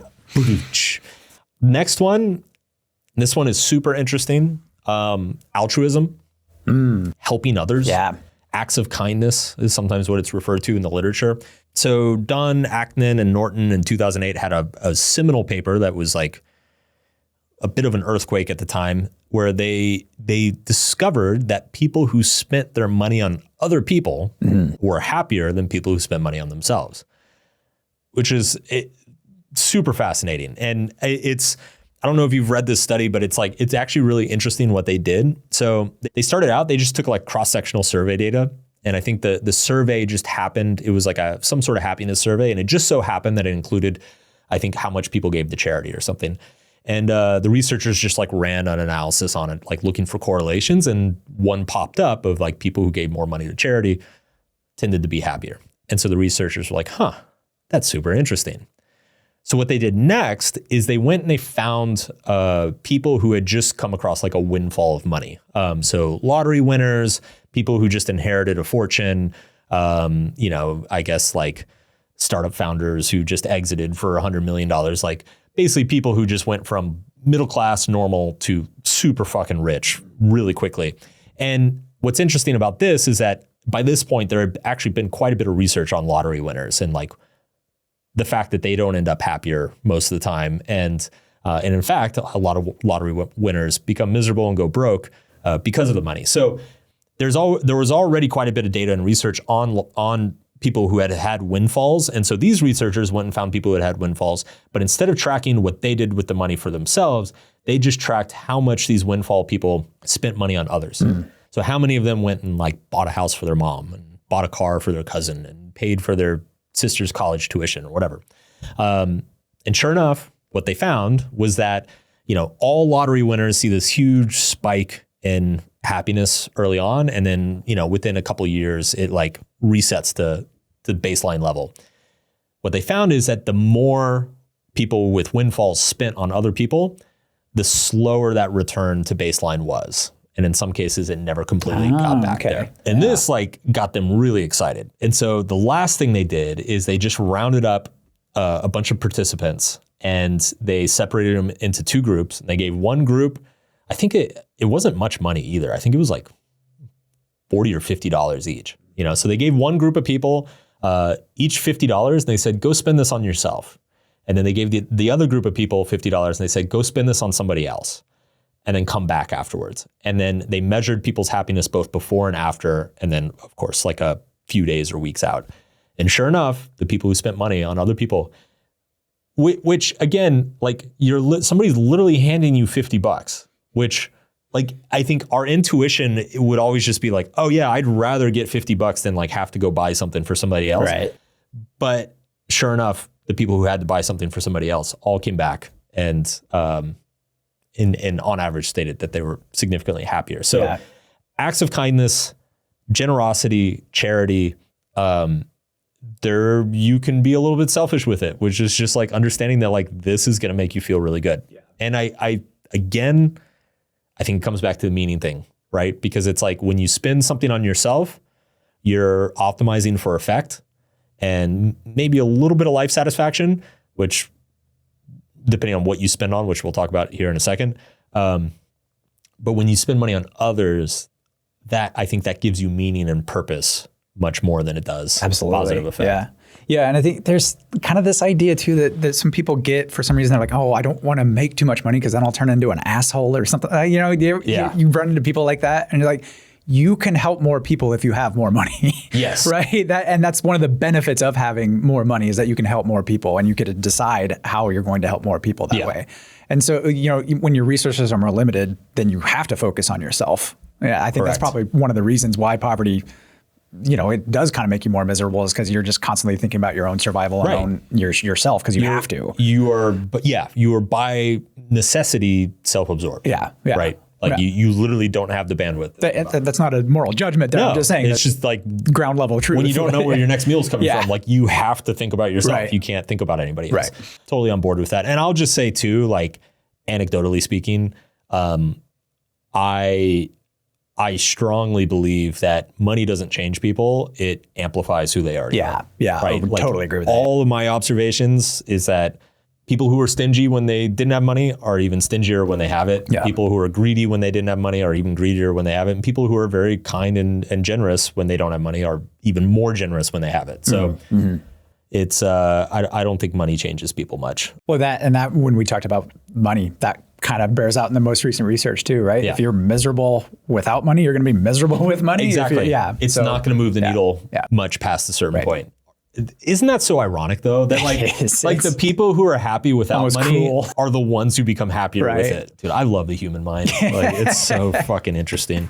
All right, last one, experiences versus stuff. So this is another really good one. The millennial philosophy, right? Dude, this hit our generation hard. Yeah, and I think we were right about it. I do too. Yeah. I do too. Over tourism of half the planet aside, it's right. Yeah, there's that.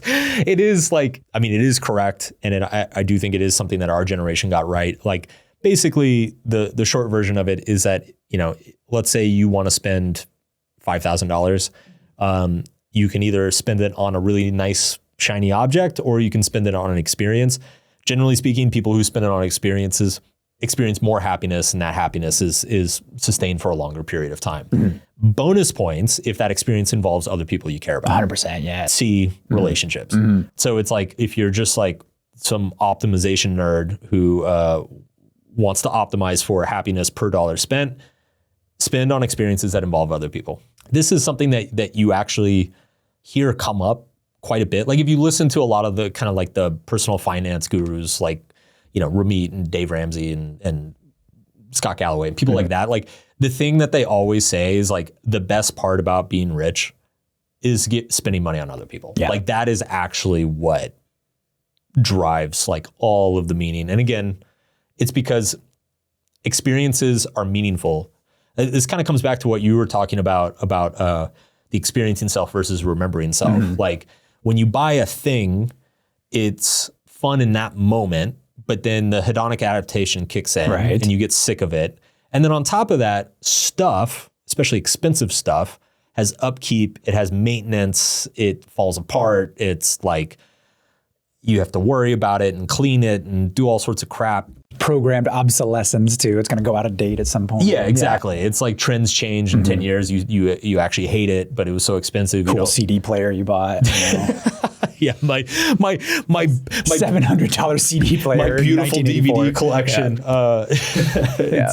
It's you know, stuff is very tenuous, and you don't think about those long-term trade-offs when you get that short-term boost to effect. Whereas experiences, you get to enjoy it in the moment, but you also build the memory. And if you do it with somebody else, you build the relationship, right? So your remembering self gets to benefit from that experience for years and years and years afterwards. So, you know, this is why it's better, instead of buying your mom like a new iPhone, you know, it's like, take her to the beach, you know, get her a spa day together. And, you know, it's like that. And then spend a weekend with her. Yeah. Exactly. Cause it's like, those are the things that you're going to still be enjoying and remembering and caring about, you know, 10, 20 years later. Whereas the iPhone's going to go out of date in like 6 months. So, yeah. Yeah, and just to highlight, that's the hedonic adaptation is really like, it's much, much stronger for physical objects or things that you buy, material, versus an experience that you have. You know, experiences are novel. Even, you know, you're hanging out with the same people, but it's always a little bit different. So there's a novelty to it, and that's why you don't adapt to it as much. So yeah. Okay, so Mark, I think there's going to be some people who, you know, we just went through this list of things of intentional activities that you can do. Yes. And just like, okay, so now I need to get exercise, and I need to hang out with people, and, you know, maybe I need to like get into nature. We didn't really get into that one, but that can help you boost your mood and everything like that. Like, when the hell do you have time? Like, what am I supposed to do? Go to the gym, and then I'm supposed to go see friends in the same night, and then I'm supposed to get a half hour or 2 hour walk. You know, 2 hours a week in nature is apparently a good mood booster too. When the hell am I supposed to do these things? Well, I recently came across, I think it was a newsletter that Oliver Berkman put out, and he was making this point. He's like, you know, this seems overwhelming when you're trying to get into this. And he's like, why don't you go for a hike with your friends? You get exercise, you get nature, and you get social time right there. Like, try to combine these activities as much as you can, because you don't have to do each one separately. I think we get a little too compartmentalized around some of these things. So like, trying to combine these activities in ways that are synergistic and actually like kind of create something that's even more fulfilling than just doing each one individually. And and it's also like, you don't have to do them all the time. No, like, you know, it's like, pick one and work on that, right? It's like if you're keep it simple. If your sleep is shit, like, just focus on your sleep for a while, or you know, get a little more exercise. Sure. But I absolutely, you can. That is like one of the nice things I will say about living in LA is like so much of social life out here is like built around these things. It's doing things. Yeah. It is like people are very health conscious out here. So like dinner parties often revolve around healthy food. People like meeting up with friends often revolves around like a hike or surfing or even like fitness class, things like that. And there's plenty of nature out here. So it is like, I think that is probably, again, why the relationship piece is so central and important here. Because if you find people who are already doing these things and just go do it with them, A, it makes it way easier to do it. And B, you get to build those relationships, which is great. So I actually want to return to this kind of Epicurean idea of don't pursue happiness, but remove unhappiness. Because at this point, we've now kind of gone through all the pertinent research around what makes you happy, to what extent does it make you happy, what doesn't make you happy, but most people think it does. And I do think there's an interesting pattern that shows up, which is that the things that consistently make you happy are almost entirely within your control. And then the things that are out of your control, your circumstances, it's less about getting more of it, and it's more about just removing friction and impediments, right? So it's like, take money, for instance. Like having tons of money doesn't move the needle nearly as much as just not being broke. Or having tons of sex with tons of people doesn't move the needle basically at all, whereas just not being alone does. So it's like, when it comes to the circumstantial stuff that we tend to obsess and worry about and complain about, it's not about maximizing those things. It's simply just removing the unhappiness, removing the friction from those things. One of the reasons I want to return to this concept is because it ties into what we were just saying, is that like, you don't have to do that much. If you're broke and really financially stressed, it's not that you need to make a fuckload of money. It's like, you just need to make enough to not be broke. Some stability, right? Yeah. And if you're lonely, you don't need to have tons and tons of friends and be going out every night. You just need to not feel alone. Like the bar is actually way lower than you think. And I just want to kind of return to this Buddhist idea of dukkha, the broken wheel that is spinning. Because I think now that we're kind of informed about all the research and everything, I do think, at least for me, I see it a little bit differently, in that really what alignment is that you're able to live your life without feeling impeded or obstructed in any significant way. It's like whoever you want to be, whoever the ideal Drew is in your mind, the more you can just remove the impediments to that ideal Drew, the happier you're going to be. Like happiness is this, it's not an active state that you find.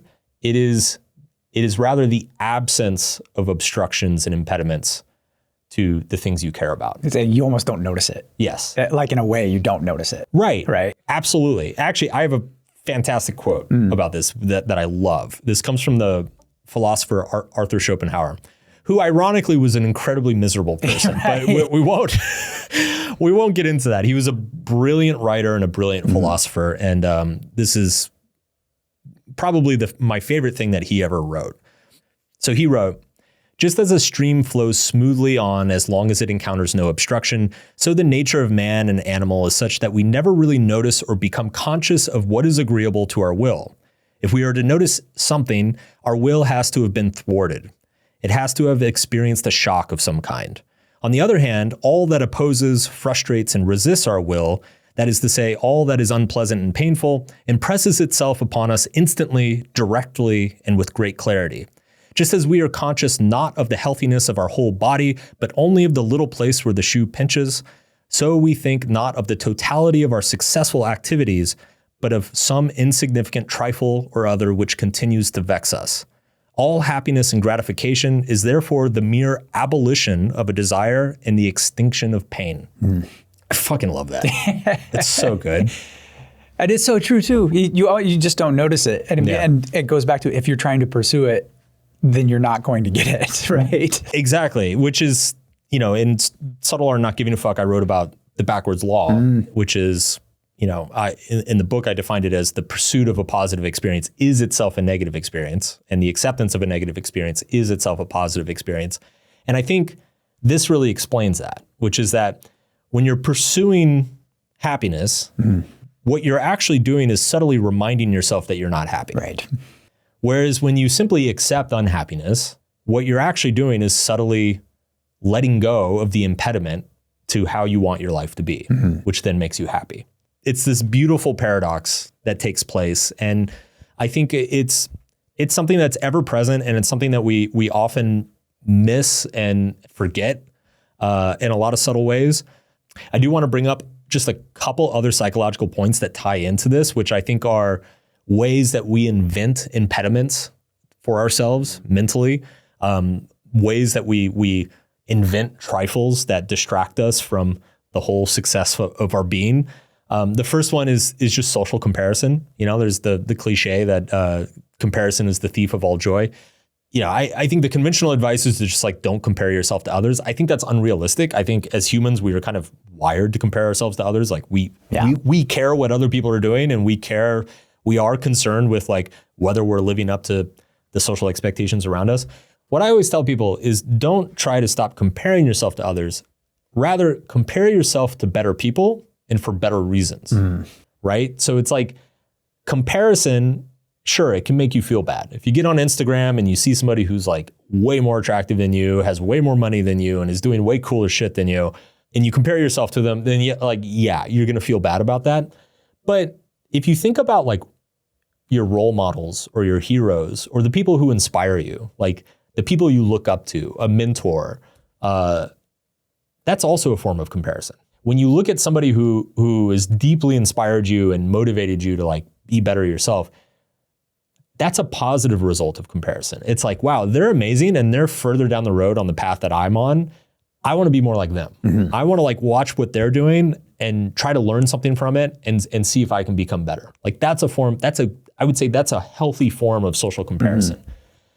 And similarly, like you should compare yourself to people for the right reasons. So like, don't compare yourself to people's money, compare yourself to their character. How kind are they? How satisfied with themselves are they? How much integrity do they have, right? Like, I don't really give a shit if the person sitting across from me has like 10 times more money than I do, but I do give a shit if they're a fucking liar and a scumbag, right? Like, and if they're like have so much integrity that they make me feel like I'm a liar and a scumbag, then that's actually good. I actually want to spend more time with them and try to compare myself to them more because it's going to make me better. So I think it's just be cognizant of your social comparisons and make sure that you're making the right comparisons and you're making them for the right reasons. The second thing I want to talk about comes from Schwartz's concept of the paradox of choice, which is the idea of the maximizer and the satisficer. That basically there are people who go through life trying to maximize everything. They're trying to like optimal health, optimal happiness, optimal productivity all the time. It's the things they purchase even too. Yeah. Some people are like, give me the top 10 gadgets on this or whatever. Yes. Yeah. It's basically perfectionism. And the problem with that is that you're setting the bar consistently so high, you're setting yourself up to be disappointed about pretty much everything all the time. And again, because you've set that bar so high, as Schopenhauer points out, you're constantly going to become aware of all the ways that your life is not living up to your expectation. And whereas a satisficer is somebody who sets the bar at good enough and then just aims for that. You know, so it's like they shoot for 70 or 80%. And if they get past that, great. But if they don't, they're not going to worry about it too much. We're just kind of talking about the happiness benefits of this, but I will say that there's a lot of other important repercussions of this as well. I remember seeing, I think it was one of the Amazon shareholder letters or something, but I remember like Jeff Bezos wrote once, he said, the optimal decision is made when you are 70% certain it's the right thing to do. And that blew my fucking mind. Right, because a lot of people hear what you just said about the maximizer versus satisficer. Well, then what about shooting so high? Well, Jeff Bezos. Yeah, I know. It's like 70%, that's good. Let's keep going. Right. There's a productivity aspect to it, yeah. And I think it's because like to go from 70 to 90% probably takes twice as much effort as it takes to go from 0 to 70. Right. And to go from 90 to 99, it probably takes another 2 or 3x. And you're going to learn a lot more by just doing and going. Just do it, let it fail, and you're going to learn quickly, and then you're going to adjust, and then you can make the next decision. And then the side effect of that is that if you if you're satisficing, if you're only looking for good enough, it's not going to bother you. All the ways it doesn't live up to perfection, which is imagined anyway, it's not going to bother you and mess with your head all the time. Mm-hmm. So those are a couple of ways that we self-impose our own unhappiness, is that we compare ourselves to unrealistic standards and we demand unrealistic results from our own actions. Why don't we talk about age really quick? Yeah. Just because we do see variance in a lot of this stuff. Right, yeah. Depending on how old you are. Mm-hmm. Yeah. And I think it's because our audience spans from teenagers to, 75-year-old retirees. Mm-hmm. I think it's probably useful to touch on this stuff. Yeah. Yeah, it's useful. You mentioned this earlier too, that it does seem to be, we prioritize different aspects of happiness throughout our life, and that's definitely true. And I think the point of all of this is going to be, first of all, these are just kind of like averages, right? These aren't set in stone. So if we go through some life stage and you're in that life stage and it's not your experience, of course there's variation throughout all of this, and we'll talk about why that is. But I think it's important to also realize kind of what the average experience is in your whatever life stage you're going through, and be able to adjust and kind of adapt to that as you go. Know that you're not a weirdo, basically. Well, yeah. Or if you are a weirdo, know why, and that's okay too, right? That's totally fine. Basically what they've found, developmental psychologists have looked at happiness through the lifespan, and basically, a lot of people think you're happy when you're young, and then it's a downhill slog from there. And that's just not how it works at all.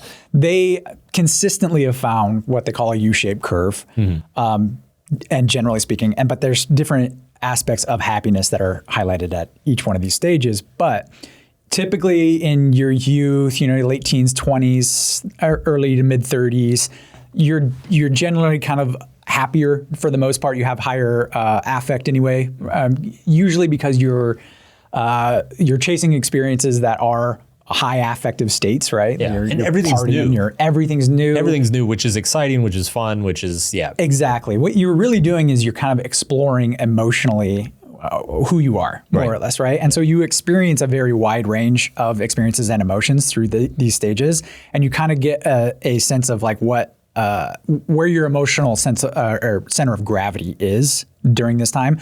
But there's a lot of ups and downs as well, right?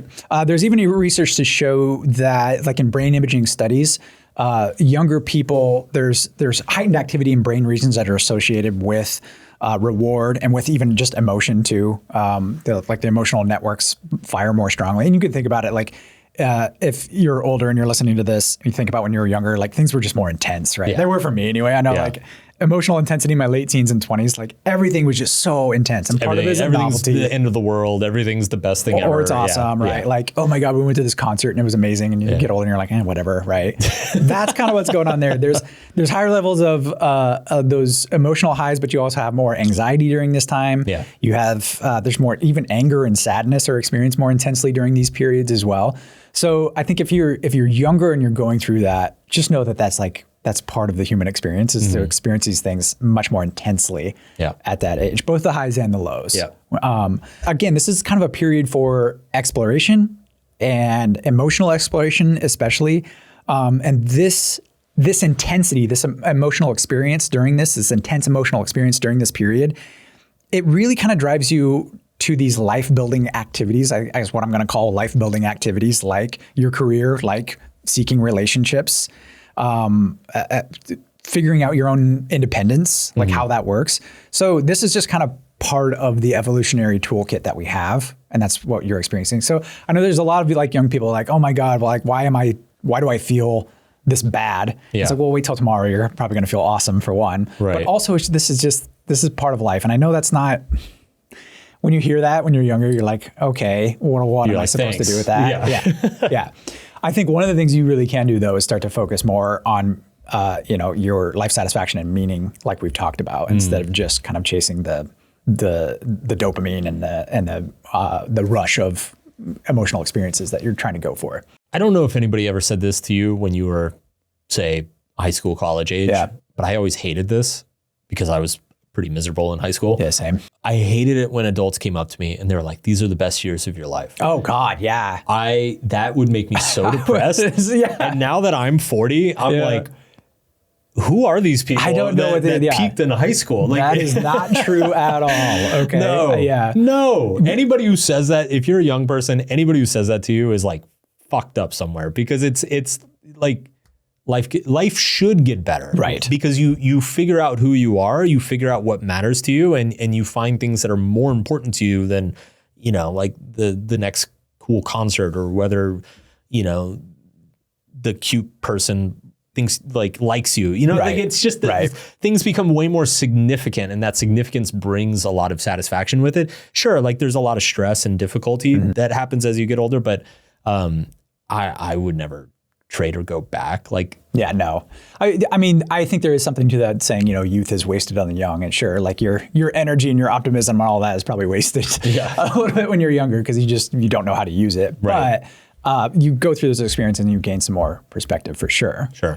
But that, I mean, it is true though, when you get into middle age, you start hitting your 40s and 50s. Generally speaking, there is a bit of a dip in happiness, what they find. This is probably really comes down to a lot of the circumstantial stuff that we've talked about. By the time you hit your 40s and 50s, a lot of people have kids at this point, and the kids are probably teenagers, and they're difficult to deal with. You're at your peak earning years usually, so you're earning more money, but this also means you have more responsibility at work, so there's a lot of stress on you. Your parents are getting older, so you're dealing with them at that point. So there's a lot of life happening at this stage that tends to kind of lower happiness in a lot of people, just on average. Okay, you have your peak responsibilities. You also start the social comparison you just talked about. That becomes a little more stark in this period, right? Because you've been through the early stages of your career, and now if your friends, your college buddies or whatever, they've made partner, they've made a whole bunch of money and you haven't, or the social comparisons are really stark at this age, I think. So when you're young and you compare yourself to others, it's usually over very superficial things. Right, yeah. Because everybody's in the same boat. Right. Everybody's young and broke and has no idea what they're doing. So it's usually compare yourself about dumm stuff. Really stupid shit. Yeah. Like, oh, she has nicer hair than I do. Right. Or, he's like such a good football player. I wish I could play football. Right. It's once you get older, everybody's life decisions are worn on their sleeve. Right. So it's like once you get to 45, all the 45-year-olds that you knew in college, you see what decisions they made and how that played out. And so there's over decades. Yeah. And so there's way more weight to it. And I would add to this too. And this is kind of the midlife crisis thing, but I was going to bring this up. Yeah. Yeah. So when you're young, as you said, the whole project when you're young is kind of constructing this idea of who you are and what your life's going to be. Once you hit 40 and 50, your life is played out, right? Yes. You're kind of at the halfway point. Right. And as you said, you're kind of at the peak of your earning years, your professional years. And for most people, it did not play out how they hoped or they expected. And that's a very hard thing to swallow. It is very much so. I tried to do all the right things. It didn't really go the way I thought it was going to go. I ended up in a very different place than I thought I was going to end up in. And while in a lot of cases, people are still very happy with where they ended up, but it's just I don't know, there's almost this grieving of the life that you thought you were going to live, but you didn't. And I think that's very hard on a lot of people. Right. Yeah. And you see huge reactions to that sometimes too. The midlife crisis you mentioned, this is the middle-aged guy who goes out and buys a sports car and divorces his wife and, tries to start hooking up with 20-some-year-olds. Yeah. Stuff like that. That's usually a reaction to that realization. It's I want to go back and do it again. Right. And those are usually the people who tell a college kid that it's the best years of their life, because it's they went down the wrong path. Right. And they wish they could go back, because that's the last time that they felt like they were on the right path. Right. Yeah. So I think there's more productive ways to channel it. You could start a podcast, let's say, or something like that in middle age, and try to stay relevant. Please don't start a podcast. But yeah, that it does though. So all of that happens. Then you start getting into the later years where the you starts coming back up. Okay. And this is kind of counterintuitive, I think, to a lot of people. You hit your 60s and all of a sudden, on average anyway, people start to kind of accept their life situation a little bit more and stop fighting it. Again, you're not pursuing happiness so much. You're just kind of accepting as it is. Right. I did these things. I didn't do these things, and I'm okay with that. That starts to happen kind of in your 60s. Now, there are, as you age, there are certain things that can definitely lower your happiness too. If you're experiencing a lot of health issues, financial issues, chronic pain, anything like that, that's going to obviously affect how happy you are. But consistently they find that the happiest people are usually in their 60s and 70s, if not their 80s, even sometimes too. I remember you told me a story one time you had an uncle that lived to be 99. Yeah. And what he said his two favorite decades, he said his two favorite decades were his 40s and his 80s in that order. Yeah, in that order. 40s and his 80s, right? Yeah. So yeah, if you're younger and, it gets better, it can get better. And then I think it just goes up and down. I know for me personally anyway, my mid 30s, I loved my mid 30s. There was even times too, this kind of goes against what we've been talking about, but I would realize I'm like, oh, I'm going to think of these as some of the best years of my life. Cause it was great. I had just kind of, for whatever reason I had, done what I wanted to do to some extent. I accepted what I didn't. I kind of got more comfortable with who I was. But I think as you get even older, more of that starts to happen as well. And I think that's what they find, or that is what they find with older people, is that they have just accepted that, okay, life didn't turn out for me in certain ways and I'm okay with that. In other ways it has. And then not only that, your mortality becomes more salient, right? And you start to, that is a clarifying event, right? Right. And you just stop giving a shit about all this stupid shit that we talked about. Yes. Who cares if her hair is nicer? Who cares if he made more money? I don't care.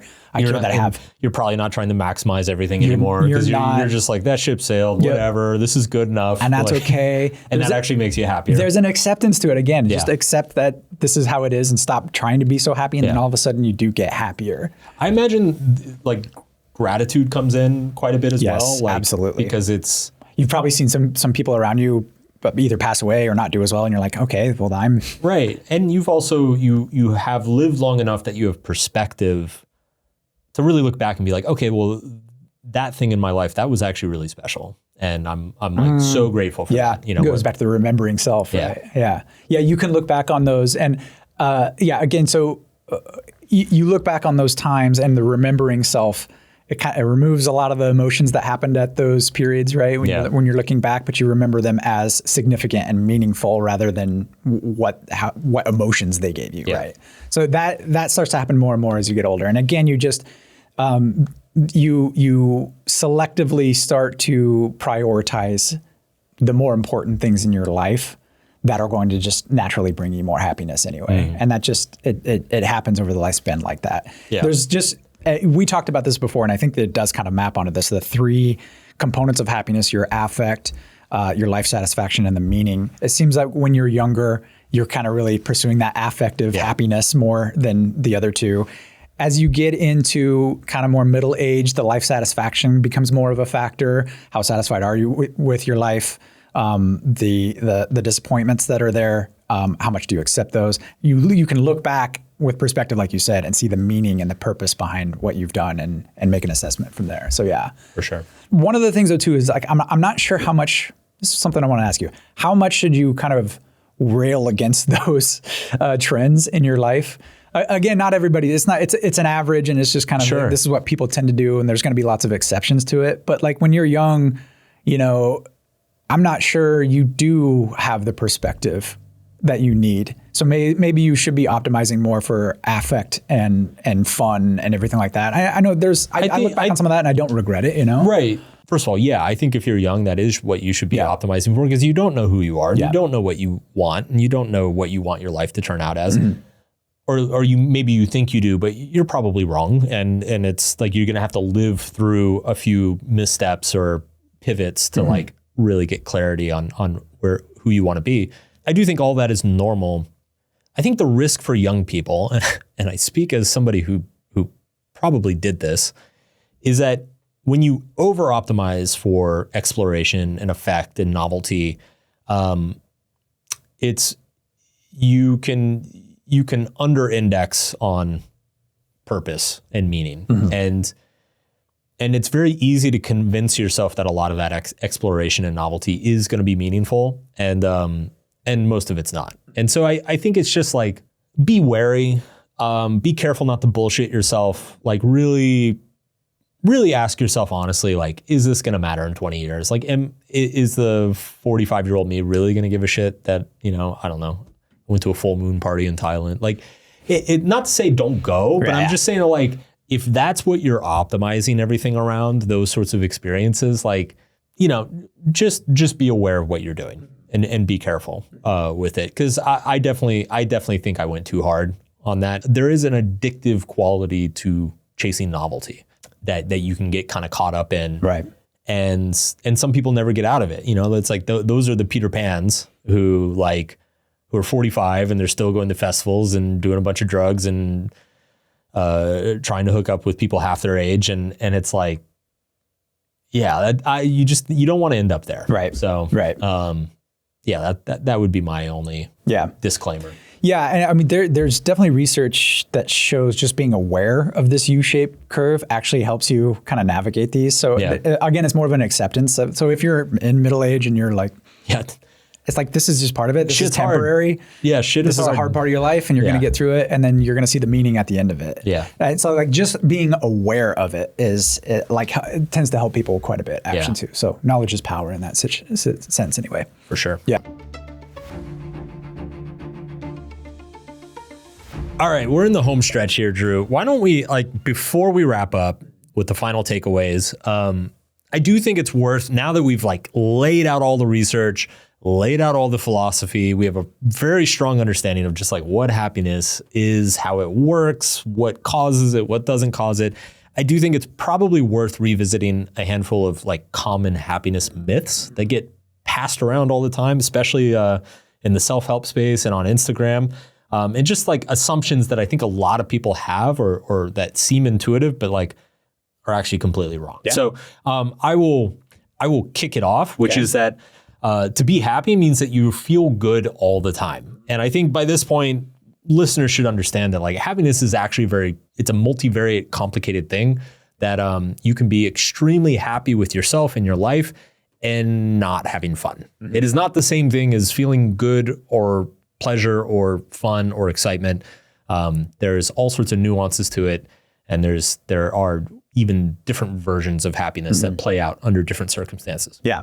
Not only that, but research has shown too that emotional diversity, right? Experiencing a wide range of both positive and negative emotions is actually better for your mental health than just experiencing all negative or all positive. You've actually written about this too, that there's emotional diversity. It's kind of like building a portfolio, of stocks and bonds and all of that. And you're actually more resilient and you're better adjusted if you experience a wider range of emotions. Yeah. And ultimately happier. So which makes sense because, as we covered in the emotions episode, the ultimately emotions are feedback mechanisms. They are things that we evolved biologically to help us adapt to our environment, and happiness is just another mental emotional state that is adaptive to our environment. One way to look at it is that every other emotion is telling us to change something. Right. Anger is telling us to do something. Sadness is telling us to do something. I think happiness is probably the single state where it's is the lack of change. Don't do anything. Don't do anything. Everything's good. Let it be good. Right. I think I'll also mention here that there's something very beautiful and meaningful of holding a mixture of emotions in your head at the same time. Being able to be happy and sad simultaneously, or feel a tinge of regret, but also a lot of nostalgia. There's a lot the human experience is just so complex and nuanced. I think I've always had an aversion to the happiness obsession simply because it just seems so reductionist. It's it just seems like it simplifies us into this very simple and bland box, which I don't know. It just feels insulting to the beautiful complexity of life. Right. Yeah. Embrace that complexity. Absolutely. Yeah. Okay. Next one. Next myth, happiness comes from control. Okay. And we've talked about this too, but there's really just an acceptance that needs to happen for you to be able to be happy. You don't control your happiness. You don't control your emotions necessarily. You control reaction to them, sure. But being able to control your emotions and manage your emotions and master your emotions, that is not what happiness comes from. It comes more from an acceptance and a reality, like we just talked about, experiencing all these different emotions and accepting them and just kind of being with them is really where kind of a sense of satisfaction comes from. Feeling no obstruction to the experience, your present experience. And I think the desire to control your emotions or the desire to control your mental state backfires, because the desire to control your emotions itself is an obstruction to feeling happiness, right? Backwards law. It's the backwards law. And I think, I alluded to this at the top of the show, there's kind of a more popular meme recently that I think originated with novel Ravikant, which is this idea that you can be happy at any given moment. It's simply a choice. Is that true? I think so. First of all, I think what he's referring to is that in any given moment, you can choose that acceptance and that equanimity, and you can mentally remove all those obstructions to feeling happiness in the present moment. But I think the myth here is that should you remove those obstructions? Should you feel happy in every moment? Like, I would actually say it's not very adaptive to feel happy in every moment, that you actually should go through periods of unhappiness in your life, because that is how you grow, that's how you evolve, that's how you change, that's how you make decisions. And that's ultimately what gives your life a sense of meaning, is that the remembering self is able to look back and say, wow, I've handled adversity, I worked through incredible challenges, I've grown as a person. Ultimately, that is where you want to end up. Whereas I think if you just are constantly deciding to be satisfied in any given moment, I mean, it's kind of the monk in the cave problem, right? It's like, okay, you can go be a monk in a cave meditating for the rest of your life, but is that really a life well lived? Is that who you want to become necessarily? I've always struggled with that. I've always been skeptical of that.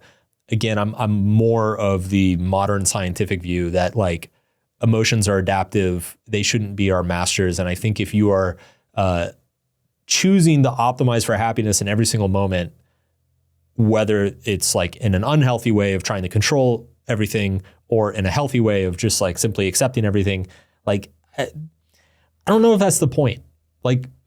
I know we keep coming back to this, but it's happiness isn't the point. Right. I would argue the same thing. Right. Yes. It is the byproduct of getting the other things right. Right. And when you're trying to control it, that's when you're over-indexing and overemphasizing the happiness. Yeah. And I think you can be happy in any moment, it's a choice, is basically saying you can choose to be happy in any moment by simply not caring about anything else. So it's like the Buddhist, non-attachment thing. And I don't know. It seems impractical to me in the modern day and age. It was one thing in, 3,000 years ago to go sit in a cave for your entire life. You weren't missing out on a whole lot. Not a whole lot going on. Yeah. Whereas today, I don't know. I feel like there's got to be more to life than that. Next one, others have it easier. Their lives must be happier than mine. This is the classic social comparison. This is easy for you to say. You've got all these fancy degrees and, traveled to Chile and learned to speak a language and blah, blah, blah. I think if anything, people should have learned by now that first of all, the circumstantial stuff doesn't move the needle very much. Second of all, you have no idea what somebody's genetic disposition is. This is the classic case of some rich and famous celebrity, kills themselves, or turns out that they're deeply depressed and addicted to painkillers or something. And people are shocked. They're oh my God, but they're so rich and famous. How could they feel that way? And it's just it just goes to show you have no idea what other people are going through. All you see is their circumstances. You don't see, first of all, their genetic baseline happiness, which might be incredibly low. You don't see their intentional behavior, and you have no idea what they've been through. You have no idea what sort of trauma and pain and struggle and suffering that they've gone through. And it's just silly to compare yourself to the most superficial external veneer of what an individual's lived experience is like. Yeah, no, for sure. I mean, when I traveled for a couple of years, and did the whole nomad thing and all of that. And honestly, like going through that, I wasn't super happy during that time. I'll tell you that. I'm glad I did it. I found a lot of meaning through that. There was, I made friends. I made lots of great experiences. I look back, my remembering self loves that, whatever. During that time though, there was long stretches of loneliness. There was, I like not making friends sometimes in some places. That was pretty difficult. Also, just I needed more stability in my life. Yeah. You didn't see that from the stuff I was posting online at the time. Of course. None of that. Okay. Yeah. So that's just like one minor example, of you just don't know what's going on. I have a lot too. I've been talking with some people lately too, and then, you see, oh, I know this person, she posts online about her family and stuff like that all the time. And like their marriage is definitely on the rocks or anything like that. You just don't know what's going on. Dude, my wife has a theory that like the amount that couples post each other online is directly proportional to how many problems they have in the marriage. Probably not a bad bet. Yeah. Anyway. Yes. Moving on. Yes. Okay. So next one. It's too late to be happy. Now, we talked a little bit about this with the U-shaped curve, right? With happiness. But I think there's a lot of people who, you hit your mid-30s or 40 or whatever, and you're like, well, it's over for me. It's like, you've got half of your life left, right? Yeah, at least. At least. And again, the research also shows too that happiness kind of waxes and wanes with life. And there's circumstances that influence that, but also just your life, just human development is such that happiness will probably increase as you get older. So it's never too late. Yeah. It's never too late. I think there's a perceptual bias or kind of like a cognitive flaw in our brains where it's like when we're unhappy, we seem to envision that happiness must be this like monumental achievement or task. Like we imagine that we need to accomplish far more than we actually do. And it's not only is like our actions available to you in every given moment to be slightly happier. You actually don't need that much. Like it's really just, it's the difference. I think the difference between somebody who is feeling miserable and somebody who's like feeling fine is like, actually it's not this like massive chasm. It's probably like a 10 or 15% difference in terms of like their lived experience. And so making small, simple adjustments, reaching out to people, making a friend, joining a group or finding a new hobby, exercising occasionally, like just a few of those things will be enough to move you from the unhappy to moderately happy camp. Well, and not only that, the point you keep harping on too is the removal of the unhappiness part. I think that's what other people think, well, again, I have to have these monumental changes and these big hurdles I have to overcome. No, you just need to get rid of a few things in your life. Totally. And accept a few things in your life. It's like get rid of the toxic friend, pay off your credit card debt, and like, I don't know, eat a vegetable. And like, you're probably doing pretty well. That's gonna get you a long, long ways. Yeah. And then finally, I'll be happy when X happens. Right. The classic. This is the trick that our brain plays on us over and over and over and over again. And it is an evolutionary feature, not a bug. It's like the carrot in front of the donkey. It's what keeps us moving consistently through life. And I think it's the sort of thing that like, you're never going to completely get rid of it. You're always going to want things and you're always going to imagine that those things are going to make you happier. And most of them probably will for some period of time. But just be aware of what your brain is doing. Like, be aware of the game that your brain plays, and that it's going to, like the X in this situation, I'll be happy when X happens, or I'll be happy when I get X. Generally speaking, your brain is going to vastly overrate circumstantial things and material things. Like your imagination is like biased towards relatively superficial changes and biased against actually meaningful changes. Like nobody sits around being like, well, I'll be happy when I finally volunteer at that soup kitchen. Right. It's like nobody thinks that. Right. It's always like, I'll be happy when I buy a boat, and it's ironically, it's the person who goes and volunteers at the soup kitchen who's going to be way happier than the person who bought a boat. So yeah, we're terrible at predicting what's going to make us happy. We are. That's borne out by tons of research. That is all over the research. Yeah. And we're also terrible at remembering what made us happy, which is also super interesting. Yeah. Let's get into the 80-20 because it is pretty straightforward. The first thing, I mean, this is the theme of the entire show. Stop chasing happiness. It's a byproduct of chasing the right things. It's not the goal itself. I think it's, at this point, if nothing has convinced you, I don't know what else to say that will, but it's, ultimately you want to focus on all these other things that enrich your life and bring challenge and engagement and meaning and purpose. And then let the happiness happen as a side effect. Yeah, I saw a thing from Alain de Botton. Is that his name? Yeah, Alain de Botton of the School of Life.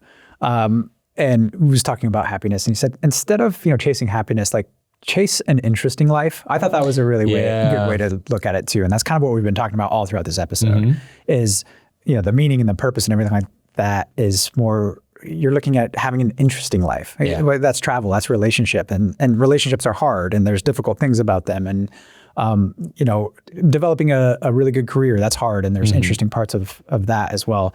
So instead of chasing happiness, try to have an interesting life. And then that's one way to look at it. What's interesting is that this whole concept of pursuing happiness is like a very modern invention. Like if you look throughout like all the ancient traditions, like they never talked about a happy life. They talked about a good life. Right. How do you live a good life? How do you live a moral life? How do you live in a good life? And it was just kind of understood that if you live a good life, then the happiness will happen. But it's like you don't chase the happiness. Yeah, it really is kind of, I think, with the rise of utilitarianism in the 19th century, that you start to get this obsession of like, how do we optimize for happiness? And ironically, the biggest proponent of it had a mental breakdown and became suicidal. So like that kind of tells you everything you need to know right there. That's a pretty big data point. Yes, to take into consideration. Absolutely. Next one, start with the easy wins. Get some sleep. Yeah. Get some exercise. Go for a walk. Get out in nature. Call up an old friend. Eat some broccoli. It really is. I'm not going to belabor this too much, but it's like probably for 90% of the people struggling with unhappiness right now, like that is probably enough. That's probably enough. Like if you just do a handful of things like that, get very basic fundamental stuff figured out, that's probably going to be enough to get you there. Yeah. Processed foods, man. I've noticed this since I've really cleaned up my diet the last couple of years. Processed foods. Well, you feel it. They'll send me into like an emotional just tailspin. Yeah, for sure.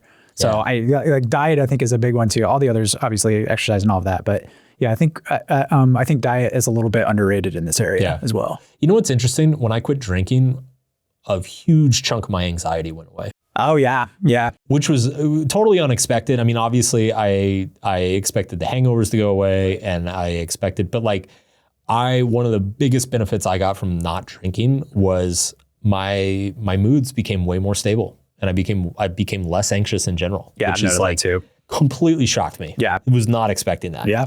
Next one, invest in relationships above all else. They are the single strongest predictor of your happiness. So if you really do need to focus on one thing, this is it. Focus on the relationships, not just quantity, but quality. If you have a bunch of people around you, try to build intimacy with them. If you don't have a lot of people around you, try to get more people around you. Right. And I'd say start with the friendships too. Like everybody, like we talked about, people tend to dive into the romantic side and get on the apps and all of that. Start with friendships and go slow and build it out. And again, quality over quantity. I mean, here's the thing, without getting too much into the relationship stuff, like if you're unhappy and going into a romantic relationship expecting it to make you happy. Oh yeah. You're just going to fuck up that relationship. Yeah, it's way too much pressure on one person. You're like, one. It's over before it even starts. Whereas if you focus on the friendships and build a happy life by yourself, then you're going to approach the romantic relationship from a much healthier place. And that romantic relationship is going to have a much greater chance of success. So absolutely start with the friendships. Yeah. Find meaning through contribution. We talked about the acts of kindness, the importance of spending money on others, showing up for other people. This also contributes to meaning over effect. I don't know what else to say about this. I mean, it seems pretty cut and dry. That one's pretty straightforward and also just underrated. Yeah. People just don't, you can't understate how effective that is. Yeah. Buy experiences, not things. They appreciate in value rather than depreciate. Material things depreciate over time. Memories appreciate over time. And then if you do want some quick fix exercise, practice gratitude daily. It comes easier for some people than others, especially if you're not like a naturally grateful person. I would say this is definitely a practice that will help you quite a bit. Yeah. I find myself to be pretty naturally grateful, and I don't have to focus on it too much. So. I've definitely met people who like regimented gratitude exercises over a long period of time have like completely changed their life. Definitely. Completely. Yeah. And then finally, when it comes to your circumstances or your environment, it's more about removing the unhappiness than it is about building the happiness. So don't try to be rich. Don't try to be popular. Just try not to be broke or lonely. Mm-hmm. There it is. There it is. That's the 80-20. There it is. You know, it's interesting that there was a moment, I think it was really positive psychology kind of kicked off in the 80s. I think a lot of the good research started coming out in the 90s and 2000s.